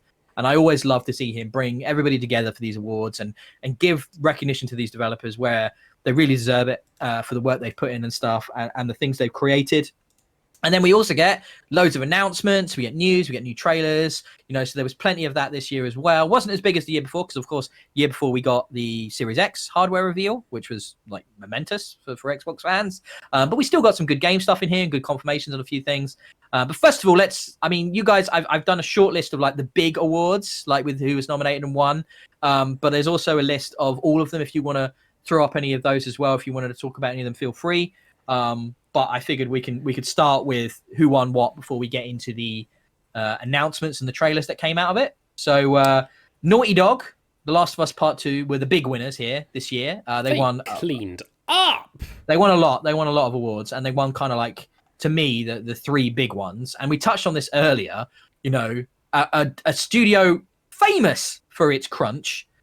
Should they be getting the Best Game Direction award when they're not good game directors because they put their staff through protracted time in crunch? I mean, what are your thoughts on that? Yes, they should, because it's clearly the best game of the year without spoilers for our Game of the Year show that we haven't recorded yet. But that is clearly the best game ever, isn't it? It's brilliant. Nope. It is. It's fantastic. I'm going to play more before we do I'm going to play more over Christmas before we do the episode in January. Don't get me wrong. But from what I played, it was just more. No, it's just more Last of Us. I got bored. I got bored. I got bored. Mate. Richard, I got bored. Like, I really did. I just didn't. Once that character dies, I was just like, meh. Yeah. I'll play more. I'm gonna play more. I'm gonna give it more. But I put a good 10 hours in, I guess. But like, I'll do some more to remind myself. But it's definitely not at the top of my pile for goatee. Cyberpunk is going to be what you're saying. I don't think Cyberpunk's top of my pile either. Ooh, but I'm actually shocked. But I'll be giving a lot more thought over the next month or so. But you think it should have won that, regardless of how they treated their staff, specifically in terms of direction, of leading the team. So therefore, it's okay to treat staff terribly as long as really good games come out of it. No. That's not what I'm saying. But it's award-winning. Shots fired.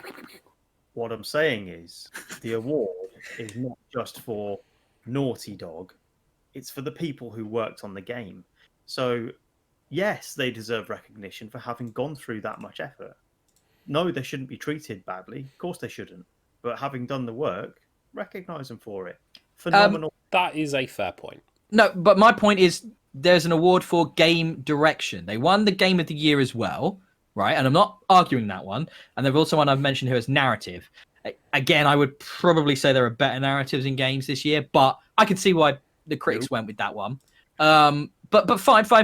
But direction would imply that Neil Druckmann leading that team, who is now, by the way, not owner, but running of Naughty Dog. He's been promoted, and he's now basically the dude also in charge of that whole company. And I bet you he was kind of that guy already when he was making Last of Us Part 2. So when you look at that, and you talk about direction, which is leadership, which is how the team is managed, which is how it's put them together. Isn't. But that's part of direction. Yes, it is. No, it isn't. Yes, it is. No, all right. You go to the Oscars then and find me a Best Director nomination where anyone complains about them shouting at a coffee dude or whatever. No one, that doesn't come in. But just because that's talked about doesn't mean it shouldn't be considered. If that is something that's happening, if the director is abusive, a la Joss Whedon on Justice League, then he should be admonished for that behavior. It doesn't, just because he isn't doesn't mean if we know it's happening, it shouldn't be recognised. Joss Whedon isn't getting an award for being nice to caterers, is he? He's getting it for making a brilliant film. And that's the analogy. It's nothing to do with how the staff are treated. I'm not saying that isn't an issue, but that's not what you give awards for. But I feel like direction, that is all part of direction. And I think it then ends up being a self-propagating problem because a developer is treating staff this way and being accoladed because of it. Yeah. So other developers are going to, well, the shadier developers could potentially look at that and go, we could do that. But more than that, they might see it and go, well, for us to be an award-winning game, the game of the year, we need to crunch our staff harder to make sure they bring the level of polish required to win. Yeah. So it's kind of, there is a level of industry recognition and kind of backslapping around that, which is the concern, I think, here, Richard. It's not, by the way, I might point out, I'm not necessarily, I agree with this. I'm just posing the question. And it's a case of, I think it's a very interesting discussion. I think it's very interesting that you guys sit on opposite sides of this one.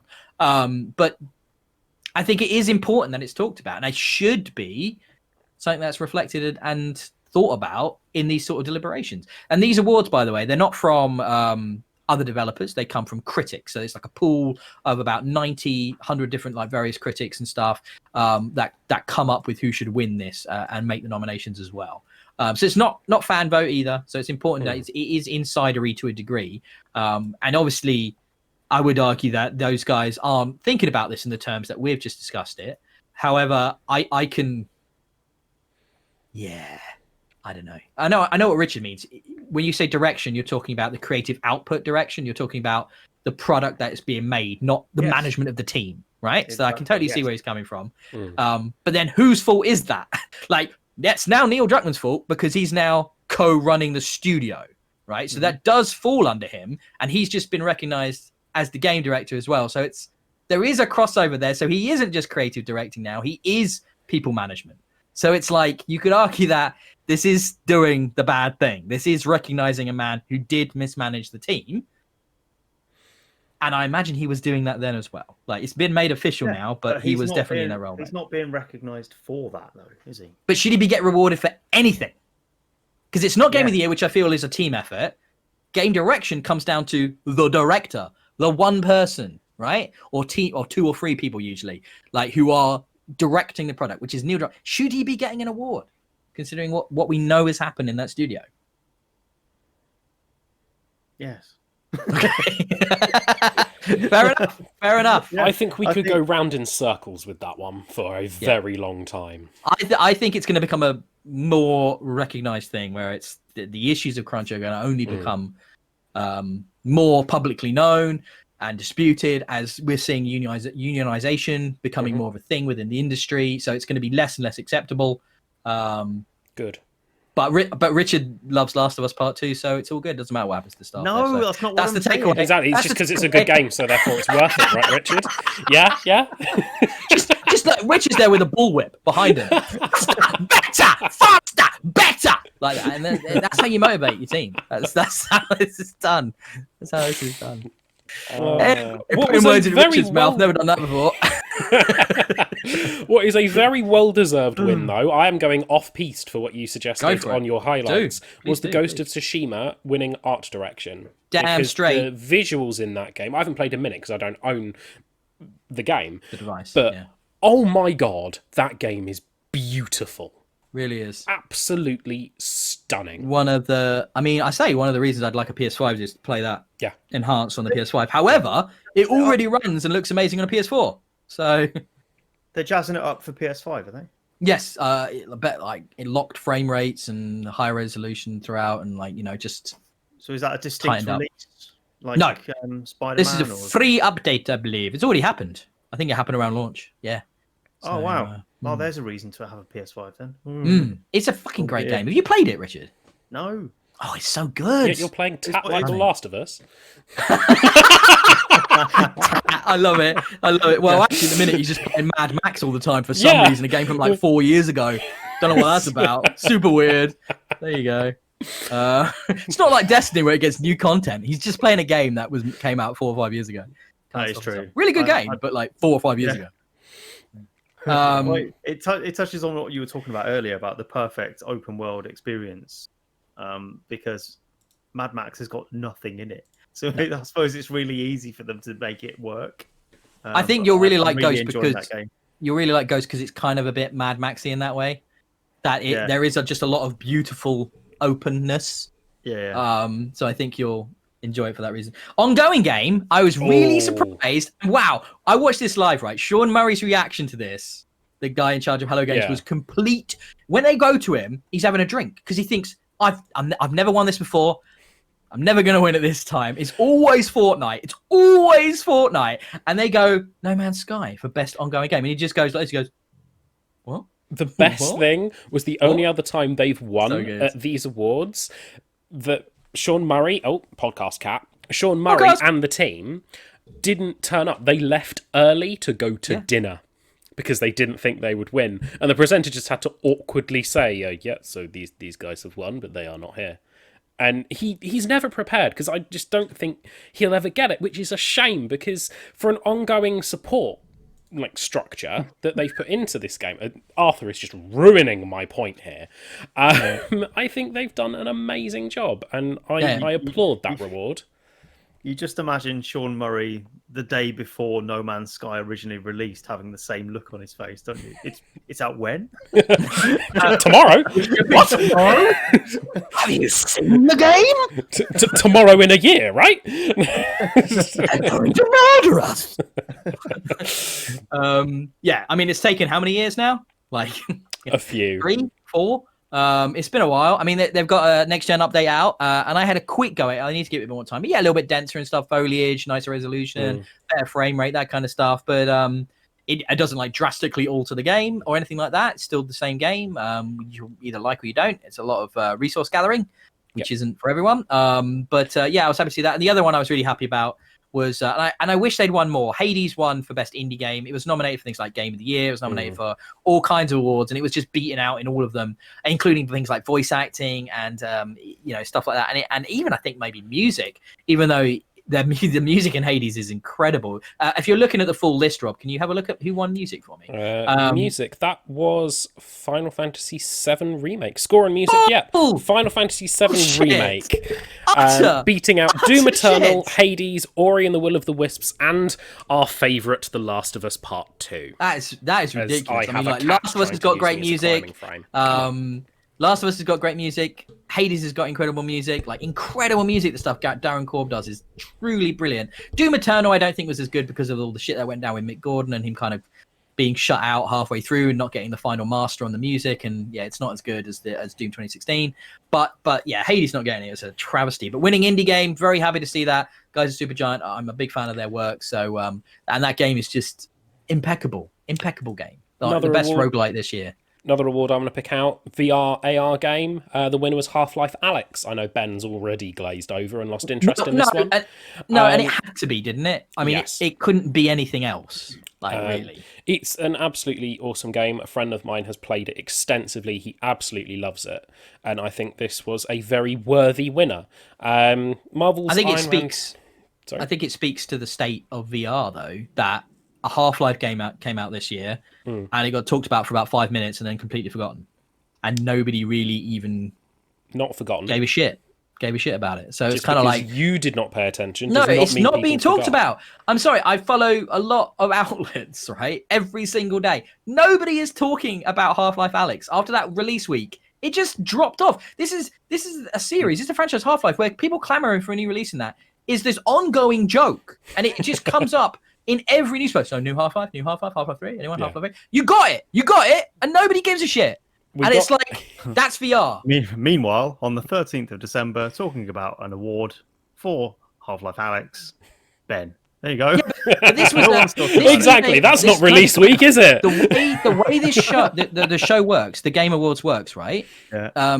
This one didn't even get a proper award, right? So they do a thing where they'll do a bunch of lists. They'll just go, and then VR, AR, blah blah blah, winner this. They don't have the nominees. They had all the nominees on Zoom for all the big games. This was not even considered a category. This was put lumped in with like best esport player, a best esport coach, best esport narrator. I don't know. There's about 14 categories for esports, but they just glossed over it. Like this is what I'm saying. It's like it's just not getting a recognition. Yeah. Sorry, Cam. Sorry, Rob. Hades did win more than one award though. Yeah. Hades won Best Action Game as well, beating out Doom Eternal. Yeah, legit. It is an incredible action game. I can't fault that. Like honestly, what have you played it on?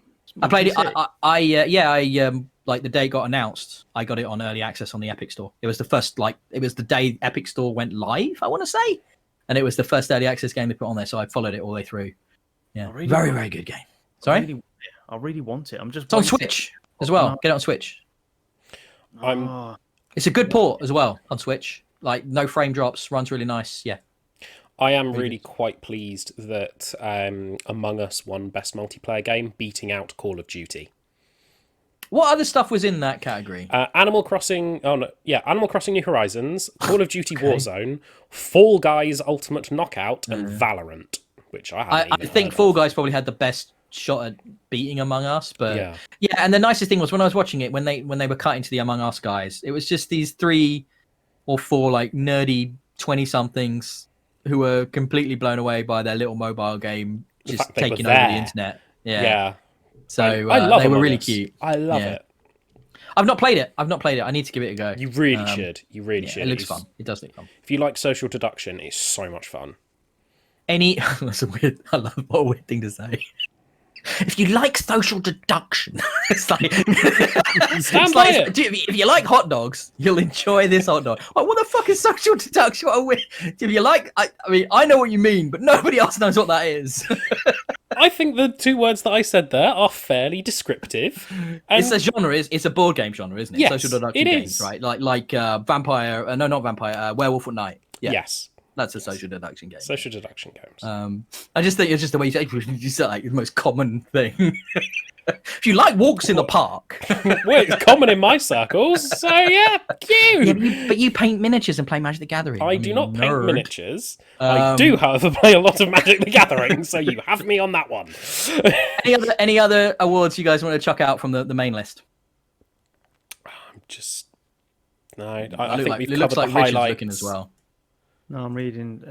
Family game, Animal Crossing won that. That's the... Ooh. What would you guys have picked for most anticipated game, though? Such a stupid award, isn't it?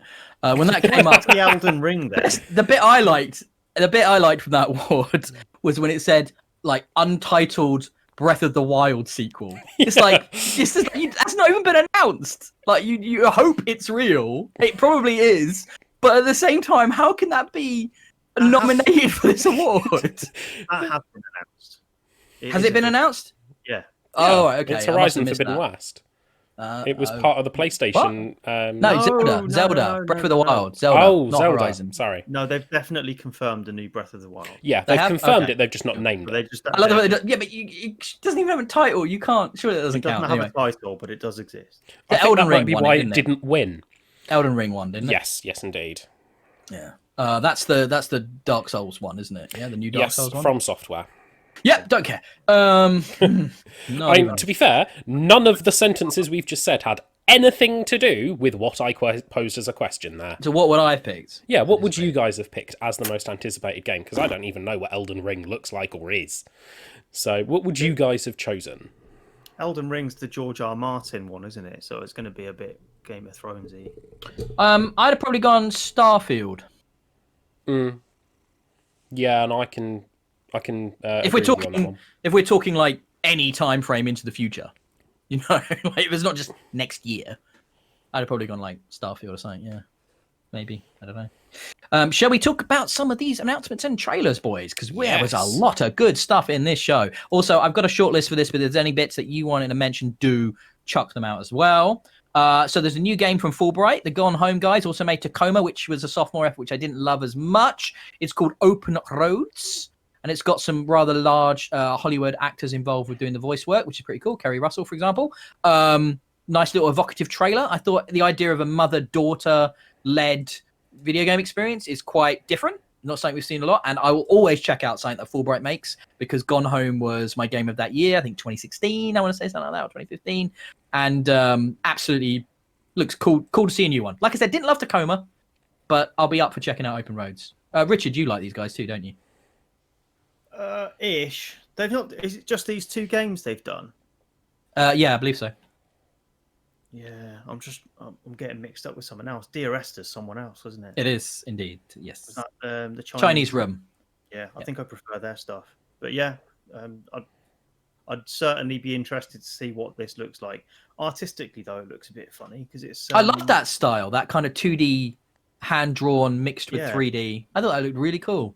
Yeah, really stood out. Looked gorgeous. Got like a Firewatch vibe from the trees and stuff. And yeah, but there was another game like that. I can't remember what it was called on the Xbox Series X showcase. There was something that looked like that, like hand drawn animation. Oh, like that. Okay, I was going to say there's another road trip game called Road 96, which is what I was going to mention next as well. And that's also looking quite good as well. That looks like about some like runaway teenager thing and a little bit Life is Strange vibe from it, which looked quite cool as well. But I like to see the interesting little stuff. Yeah. Did you check those ones out, Rob? I haven't. I not ones I've come across before, unfortunately. My big takeaway, obviously, is right at the end of the list. Yeah, we'll get there. I want to leave that to the end. Yeah. We'll leave that to the end, Oh. like they did on the show. Yeah. Now this one, Richard, Rob don't give no shits about the spiritual sequel to Back for Blood, which is a sequel to Left 4 Dead. He never got into the Left 4 Dead games, which kind of surprises me as Left 4 first-person Dead has a shooters and sequel. stuff. It's called Left 4 Dead 2. All right. You know what I'm talking about, Rob. Oh, God, such a pedant. Jesus Christ. Yes, we got into this when you were off earlier. But yeah, I'm as nonplussed as you are, Ben. Left 4 Dead, what a fantastic series. Of course we want more of it. So yeah, I'm hyped for that. Looks very, really very good. hyped. If there was a big really enough good. attitude, or a big enough appetite for there to be more of it, why are they just deciding to reskin it and make it shinier? Because it's basically Valve don't make exactly the games same anymore. setup. Yeah, so Left 4 Dead is a franchise owned by Valve. Okay. Because Left 4 Dead brought on board the developers Total Rock to make... Sorry, Left 4 Dead. Valve brought them on board to make Left 4 Dead. And yeah, they've separated from them. And that's why it's not called Left 4 Dead 3. Right. Because they've had to rename it and rebrand it because that license sits... That franchise sits with Valve. Yeah, which is why it's now called Back for Blood, which I think is a nice kind of knowing... still very obviously more Left 4 Dead. And, it's a sequel for all intents and purposes. It's not trying to do something new. It's trying to do more Left 4 Dead. So bigger monsters, prettier, up-to-date version, spangly graphics. As soon as it started playing like that, as soon as they started showing it, I was like, yep, that's Left 4 Dead. That's very much Left 4 Dead, which makes me super happy because, oh my God, I played so much of Left 4 Dead 2. Competitive multiplayer, and that was my favorite thing. I played with a regular group of guys. Maybe Richard, you might have been in that. I can't remember who it was. I don't think I played with you I don't think I played with you, but I did play it a hell of a lot, and I barely play online. That was one of the few games that really pulled me in. I just love doing that thing where we got really good as the infected, and most people weren't. So we would end up like shutting the guys, the humans players down like 20 meters from their first spawn and winning straight away because we understood how a hunter played, how the spitters played, when to deploy a blob, when to deploy the tank and stuff like that. And it was kind of like, it was just so much fun fucking with real people in that game and just completely griefing them to the rage quits. We always felt like you only won if you got them to rage quit. It's like you just annoyed them so much that it's like, fuck that, we're out. Then you've really beaten them, like you crushed their souls. So that game is, I can't wait for more of that. It will be on the next gen consoles, and I will be buying that day one. I cannot. Yeah, I cannot wait. You nearly missed this in my little show notes I put together for you, Richard, because this was really just for you. So the dude who basically led the team behind Dead Space has got a new game called the Callisto Protocol, which is very much in the same vein of sci-fi horror. And he said in the bit on the Game Awards himself, he said when they interviewed him, he said, our goal was to make the scariest game ever. So it looks like this is going to be proper horror, proper sci-fi, set in the future on Callisto, which is one of the moons of Jupiter, I want to say. Yeah, it's just not a lot in that teaser. Very evocative, though. Can't wait. Well, Rob, you were just asking what's our most anticipated games. Now I know this exists. This is probably it now, seriously. Because Dead Space, talking about the scariest games ever made, that's the bar for me. I love the Dead Space series. Even the third one, I think, is good. So, yeah, I'm really, really excited to play that. I think the Dead Space games does this thing that a lot of the modern horror games don't do, which is it finds that balance between horror, but also it's not horror from you being incapable.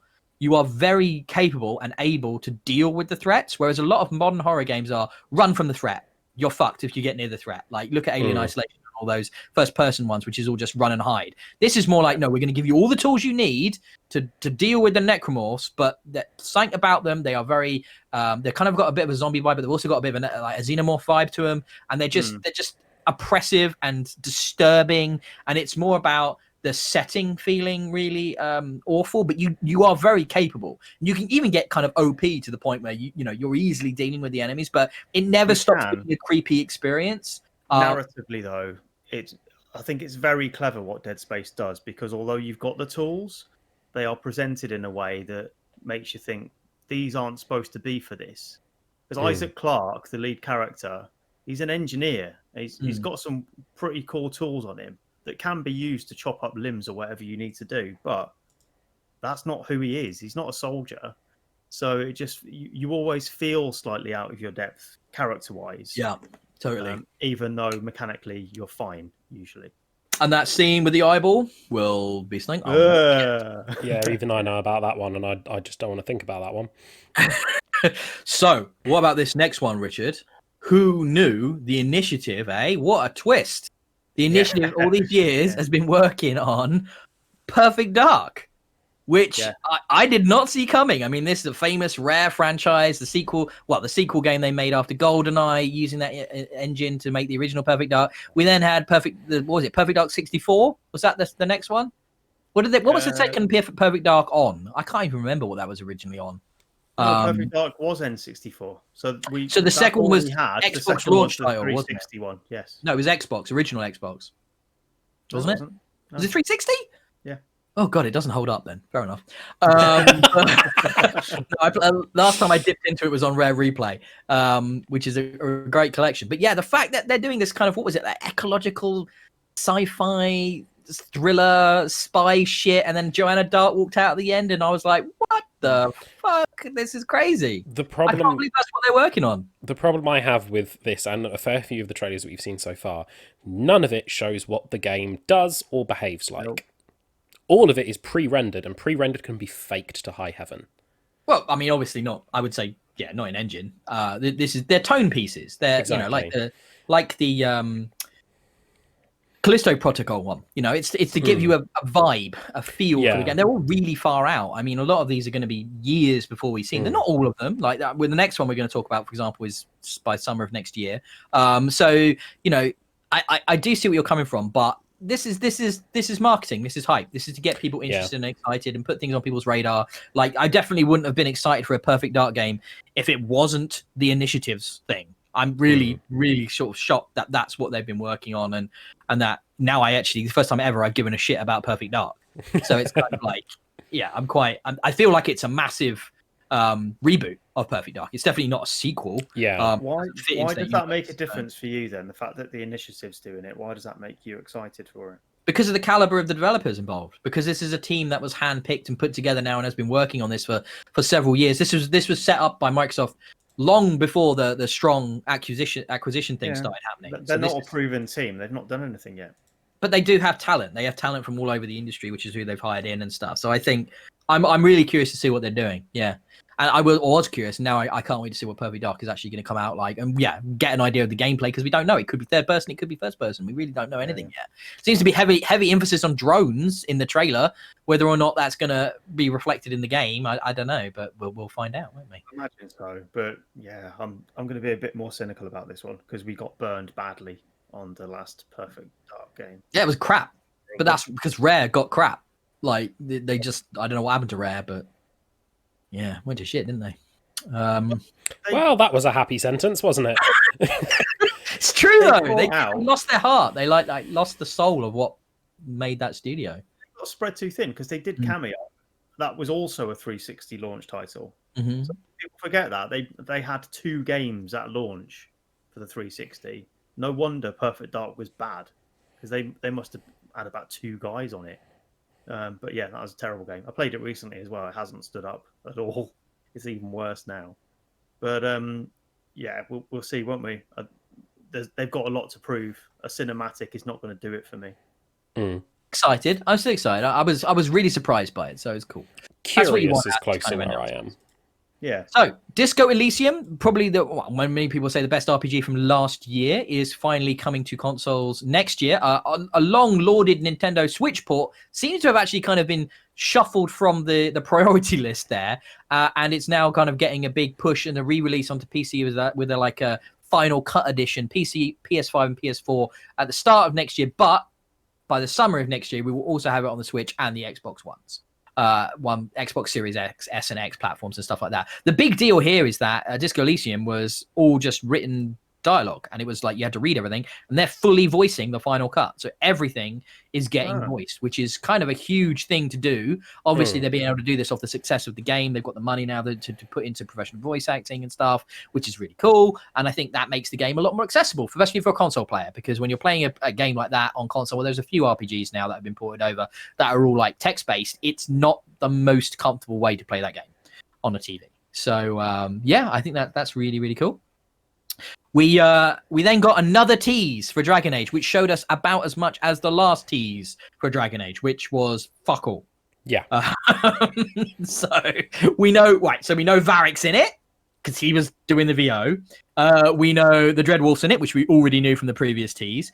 The implication, I guess, Rob, is that they're saying, you're not a chosen one. You're just going to be some guy or some girl from the Dragon Age universe, which is going to deal with this new threat. I mean, it looked lovely, but that floating city thing, it was like, wow, that looked really cool. The tower in the sky, the crescent thing in the sky, that looked amazing. Skyboxes, cannot wait for that. But are you a Dragon Age fan? Are either of you guys Dragon Age guys? I'm not. No. In theory, yes. You were all over Dragon Age when the Xbox One came out, weren't you? Because you absolutely loved Inquisition. Yep. You kept trying to convince me to play it, and I'm just, really good. I really enjoyed Inquisition. I think that's a really, really good RPG. I tried really with Inquisition a couple of times, and I just couldn't gel with it. But I like the setting. I like the aesthetic. I think other stuff was just around at the time that I wanted to play more. They've done They've done some really interesting things with those 3 games, right? So the first game was this very CRPG, very old school BioWare experience, which you're the Grey Wardens, you're fighting like the demons, the Darkspawns from underneath the ground. The second game was the one famously where they were really pushed for time, had to turn it around really quick. So they ended up doing a lot of cutbacks on it and stuff, kind of like what happened with Andromeda. And therefore the environments were very repetitive. But even then, looking back, like people look back on Andromeda, there's still a very good core to that game, very well written, really good story stuff. And you play as like, they have this interesting concept in there about like family and growth throughout, like more of an individual focus, less of a like a giant threat. And then the third one is you're the Inquisitor. You get this magical thing that MacGuffin things happen to you, and you got to close the rifts that are like bringing through the demons from the Fade and all of this stuff. Kind of very Oblivion Gates kind of stuff, but really well done. And I'm so the 3 games have had 3 very different structures, 3 very different protagonists and styles. So I think the 4th game feeling different, looking different like this one does, not necessarily feeling like a direct sequel, is very in keeping with Dragon Age. So I'm actually quite excited to see where they go with it, and hopefully they're going to blow it out in a big way and really surprise us with some stuff. But there was fuck all in that trailer, so who knows? Really, I'm just guessing. That's another one that's a long way off. Yeah. Well. I reckon there's a couple of years. I reckon that'll be end of next year. Is that why they call them Dragon Age? Because they drag on for an age. Hey! That was nearly as good as one of Rob's one. Now we get to the Ark segment of the show. I had no idea, Richard, Ark was a huge thing. No. Did you know it was a huge thing? No, it's weird. Yes. I've tried to put a bit of time into Ark recently, and I still don't know what it is. What is that game? Dino Minecraft. Giant, but also MMO. So it's like this survival MMO, buildy stuff, dinosaurs you can tame and ride, but also the future tech and another planet and alien stuff. And it does seem like they just threw a lot of shit at that first game, and now they've decided, right, we're going to actually create proper lore for it. Because so we got this trailer that came up, and it's all kind of got a kind of almost like a stop motion animation to it. And Vin Diesel was really in it, like not just his voice or looked a bit like him, but straight up Vin Diesel was in this game, like fully in it, and he's there and he's being gruff and he's Vin Dieseling it up and he's saving people, fighting a dinosaur, and then there are the monster alien dudes and he's fighting them, and then there's future tech, and then big reveal of the scenery, and then Arc 2, and I was like, what? Like, why Vin Diesel? And then we got a trailer for the animated TV series, which has got like the biggest voice cast of like famous people I have ever seen in an animated show. I was like, when did this become Minecraft size in its like player base? Like, I had no idea they had the popularity and the money to be able to put like Russell Crowe and Vin Diesel, and I think I want to say James McAvoy, but I might be wrong. I can't remember if he was in it now, but there was a bunch of names Go on, look it up for me, Rob, and confirm some of these crazy names for me. But I'm like, trying to look up another interesting fact to see whether I am right or not. probably not, Rob. Don't worry. Wow, jeez. How would you know? You only play Destiny. Oh, you. But no, this stuff was just. I was just sat there going, when did Ark happen? Like, well, I missed this completely. I mean, at least I was aware that Minecraft was huge, but Ark clearly, and Fortnite. I know Fortnite's massive and stuff, but when did Ark become this thing? I was just blown away. Blown away. Did you watch those ones as well, Richard? I mean, are you interested in Vin Diesel fighting dinosaurs? I've watched a bit of the trailer. I can't say I'm interested in the game because trying to play the original recently, I just couldn't make head or tail of it. I didn't know what it was supposed to be. It felt like it was just some demo showcase for art assets if you wanted to make a game. You know what I mean? It's just, there's some dinosaurs, there's a house, here's some pipes. Okay. I watched the trailer on the Xbox store, right, after watching this for the original. And it's like, dinosaurs, riding dinosaurs. Okay, cool. Oh, some houses. And now there's a Technicolor fashion like dance floor, and they're all people are dancing now, and there's dancing going on, and then there's like, oh, what is this? I don't know. And now there's underwater dinosaur shark racing, seemingly. Like they're racing around. What the fuck? Yeah. So mental. I don't understand now, right? On Twitch, is a kind of live up to the minute at 1:15 on the 13th of December hot take of the popularity compared to Minecraft to Ark on Twitch. There are currently 67.1 thousand viewers watching Minecraft streams of varying different types, right? It's insane, but okay, Do we want to take a stab and guess at how many thousands of viewers there are for Ark? 103,000. 103,000. Richard? The way you're presenting this, it's bound to be Lower? higher. Oh, higher? I don't know. Come on, Richard, pick a number 8. 110. 110,000 viewers. Yep. 5,000 viewers. 5,000? 5,000 lot viewers. less. Yeah. I don't understand why this game is being made. Well, clearly they've done well financially. They must have. I know. I mean, famously, they brought out like a shit ton of expansions, and it's Yeah. monetized up the wazoo. And I know there was complaints about that at one point, where that people were feeling a bit taken for a ride when it came to the way the game was monetized and stuff. But yeah, I mean, the thing that makes me think about this game is that Vin Diesel won't be in the game, will he? Because it's a survival MMO, so it's just like you won't play as Vin Diesel. He might be like an NPC, but you won't play as him. So I don't. And obviously he's part of the voice cast as well, like with all these other big names and stuff. Russell Crowe narrated the trailer for the fucking animated show, and he's going to be in it. I'm like, what? Are they all in it just because their kids play the game? So here we are. The voice talent includes Vin Diesel, Russell Crowe, Gerard Butler, Elliot Page, Michelle Yeoh, David Tennant. Tennant, my God. Malcolm McDowell, Jeffrey Wright, and Carl Urban are all in this animated series. I'm going to watch it for David Tennant alone. You've got Olympus Has Fallen in there. You've got Dread. You've got, more famously, the guy from Reaper from the Doom movie, Rob, as we watched. Yes, as you know, yes, Carl indeed. Urban, very That's famous the role. only way I know Eomer. Carl Urban's best role to date. Eomer. That is nutty. I mean, David Tennant does a lot of voice work, but the rest of them, I don't know of them for voice work. Not really. No. But like, that's mad, isn't it? Mad. Yeah. That's where your money's gone, guys. That's where your MX transactions have gone. Yeah. Say thank you to the art guys. I don't even know the name of the developer, but off the top of my head. So yeah, that's just crazy. Minecraft hasn't got any of those people. Yes, that's the problem with Minecraft. There's no Russell Crowe in it. The hot take from Richard today. I mean, I know Russell Crowe really needs the money, so that kind of explains that one. But I mean, Jerry B, Carl Urban, nah.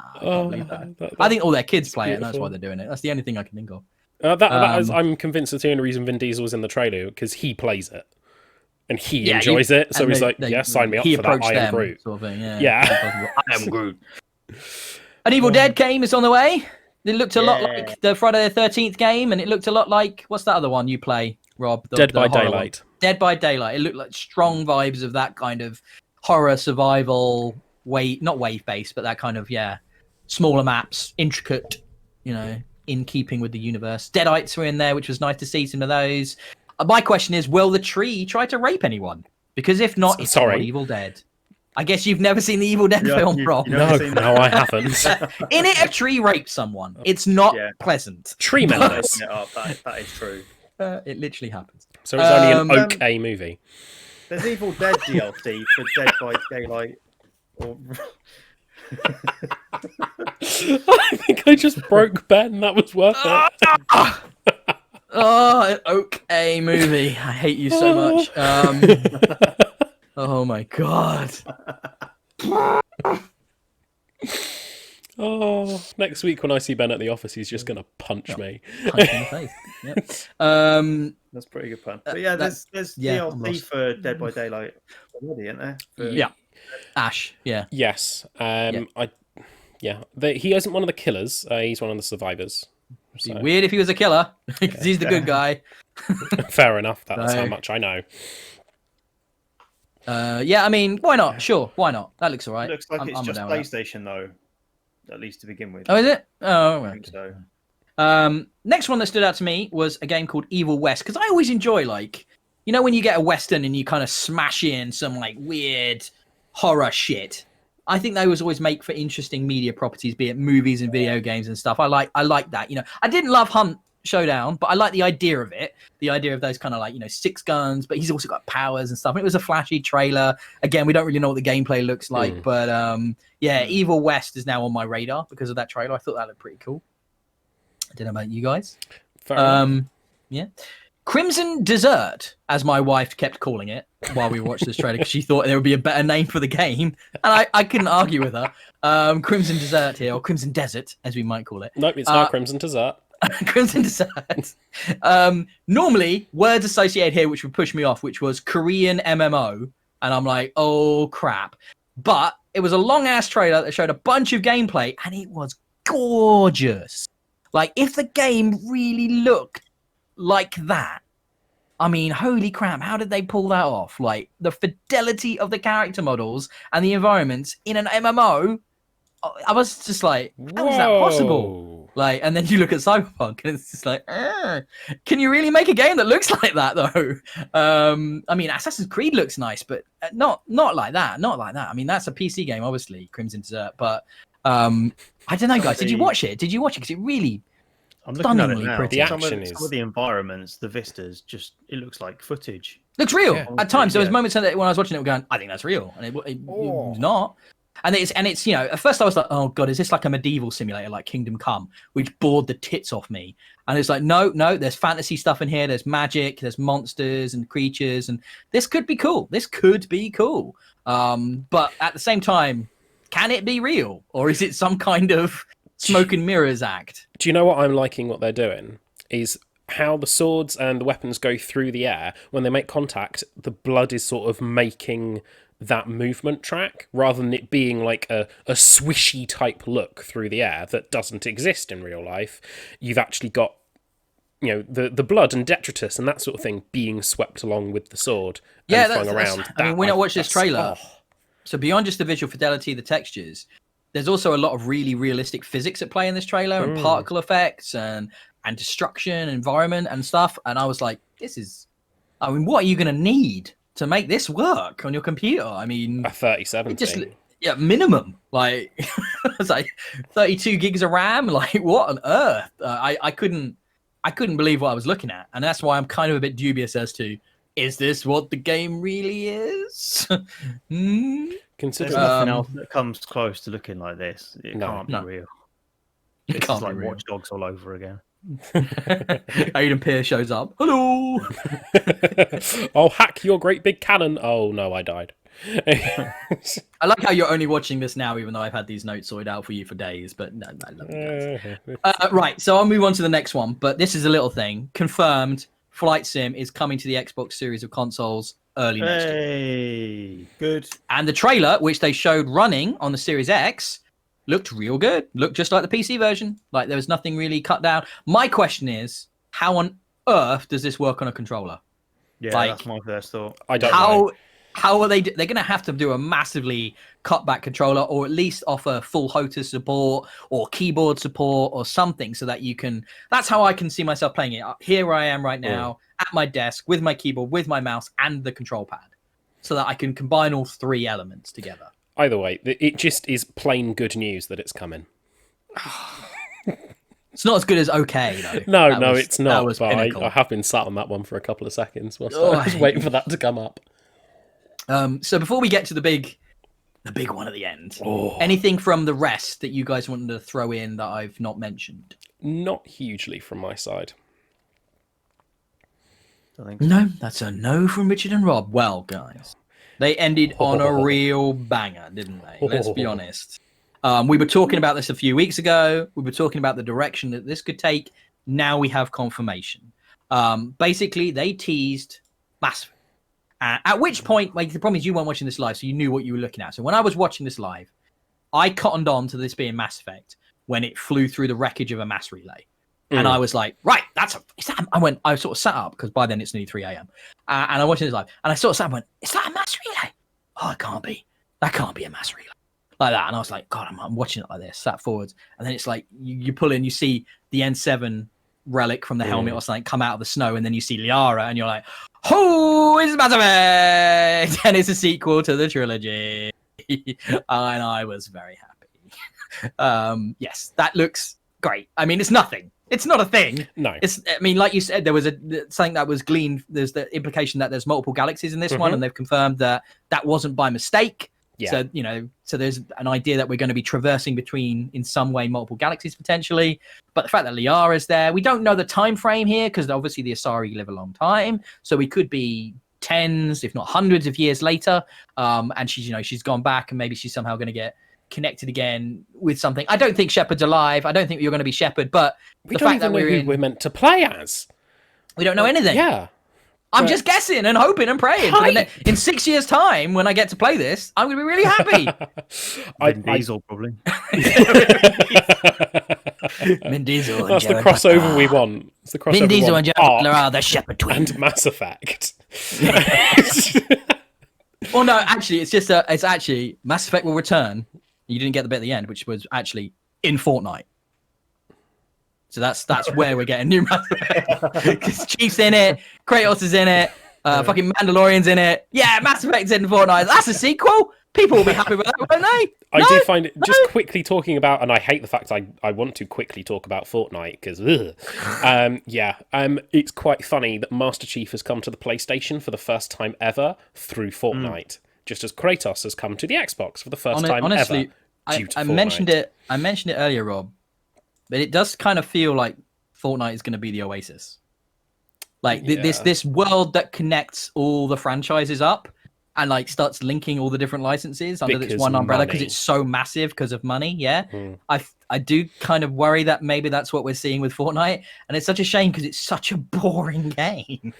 And the only reason people keep playing it is because it's that game they started playing when they were a kid because everybody else was playing it, and they get hooked in. It's like when I talk to friends of mine in their late 20s now, and they still play RuneScape because they played RuneScape when they were a kid. It's not because it's any good; it's because they've always done it. And it's just this thing where it's become ubiquitous, and it's oh god, why fucking Fortnite of all things? So upsetting. It's like could it not have been PUBG? When they bring Gundam into it, then I will be happy. When they bring what? Gundam.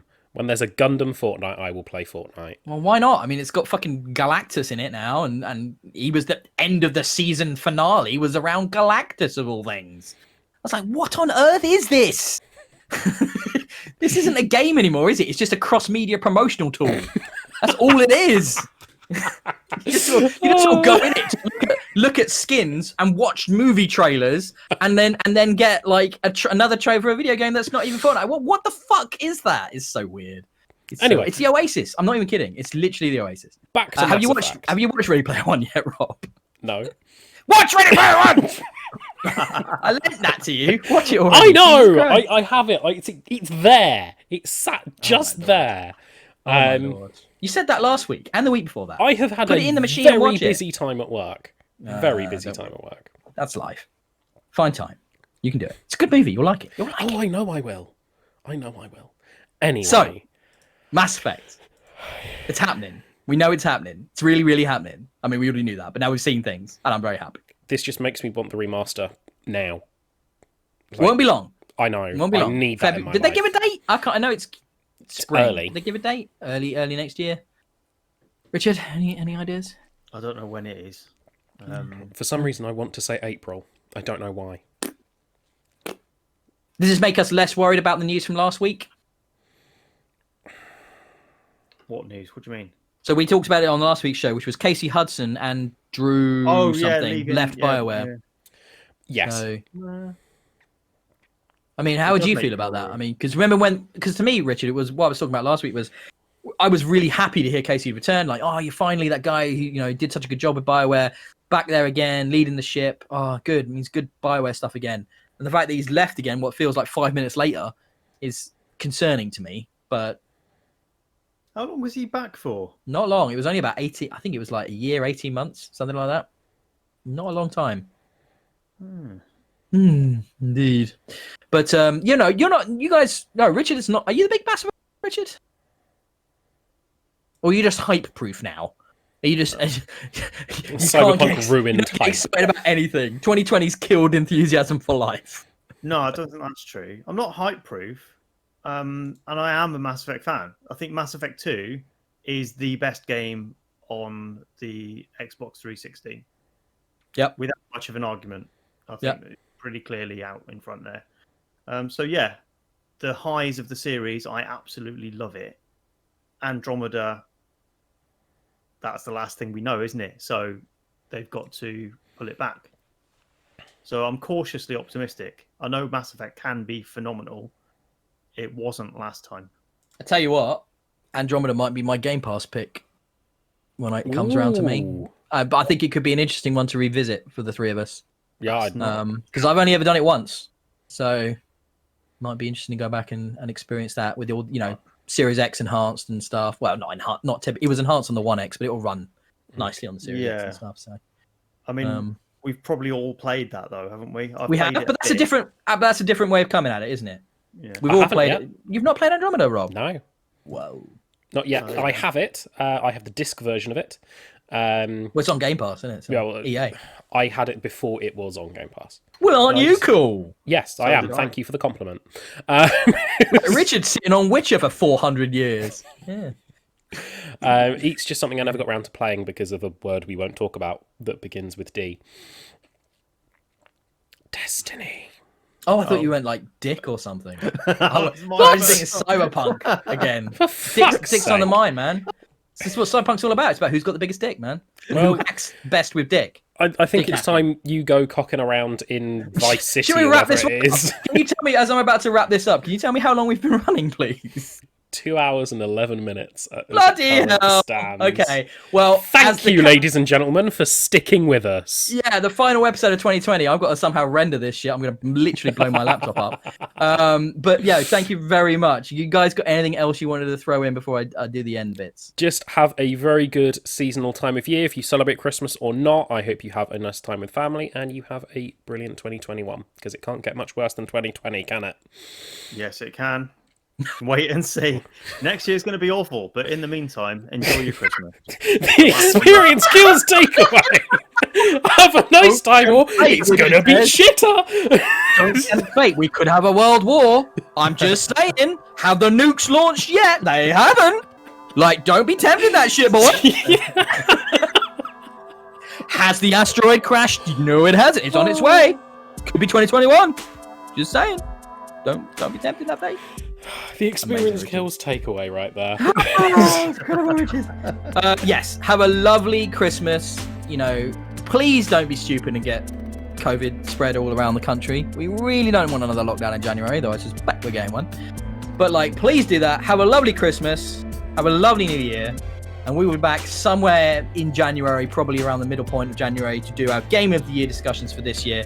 Same as last year's format, which is going to be a single elimination winner stays on tournament, which is just a fun excuse for us to talk about our favourite games of the year, so they all get a fair shout. The winner really doesn't matter that much. But we'll see what happens this year. Should be a fun battle, especially if there's 4 of us involved. There was only 2 of us last time, so there's at least 1 more. So it's going to be really curious to see how that plays. I'm looking forward to that a lot. Thank you very much for all of your support this year. It's been amazing. We hit 1,000 subscribers, which is a massive deal for us. Experience Kills. That I never thought that would ever happen. So that's just insane. So thank you so much for that. And please give us a like and subscribe if you haven't already, just so we can keep this train on rolling. You can find us at Experience Kills on Twitter. You can find me at DIY. You can find Richard at Colonel Red, and you can find Rob at Homeless Mr. Gibbs. You can find Cameron as well at Camelot. He's not here today, but I must as well plug him because it's only fair. I'm tired now. It's 2 hours. We've been talking for like 4 hours. So give us a like. Also, bear in mind, especially as this is an extra long podcast, if you have sat and watched all this on YouTube, well done. Do bear in mind, though, we are available on all the podcast providers, be it Spotify, iTunes, TuneIn. You can even tell Alexa to play us as a podcast as well. Don't activate, please. Don't. Thank you. It's literally watching me from the corner just there. So do that. Do all this. Have a lovely, lovely, lovely rest of your year. We'll be back in about a month's time for the game of the year. I can't wait to get into that with you guys. It's gonna be fun. It's gonna be real fun. Yeah. So good episode. Did we enjoy that? Very much. Yeah, looking forward to the next one when Last of Us 2 wins, inevitably. When it comes bottom of the list. Oh, I love that I've got an ally with Rob there. Good luck, Rich. So Good luck. Please, boys, make sure you add your shit to the list as well. We'll be back soon. Before you know it, see you all then. Bye-bye. Ta-ta for Bye. now.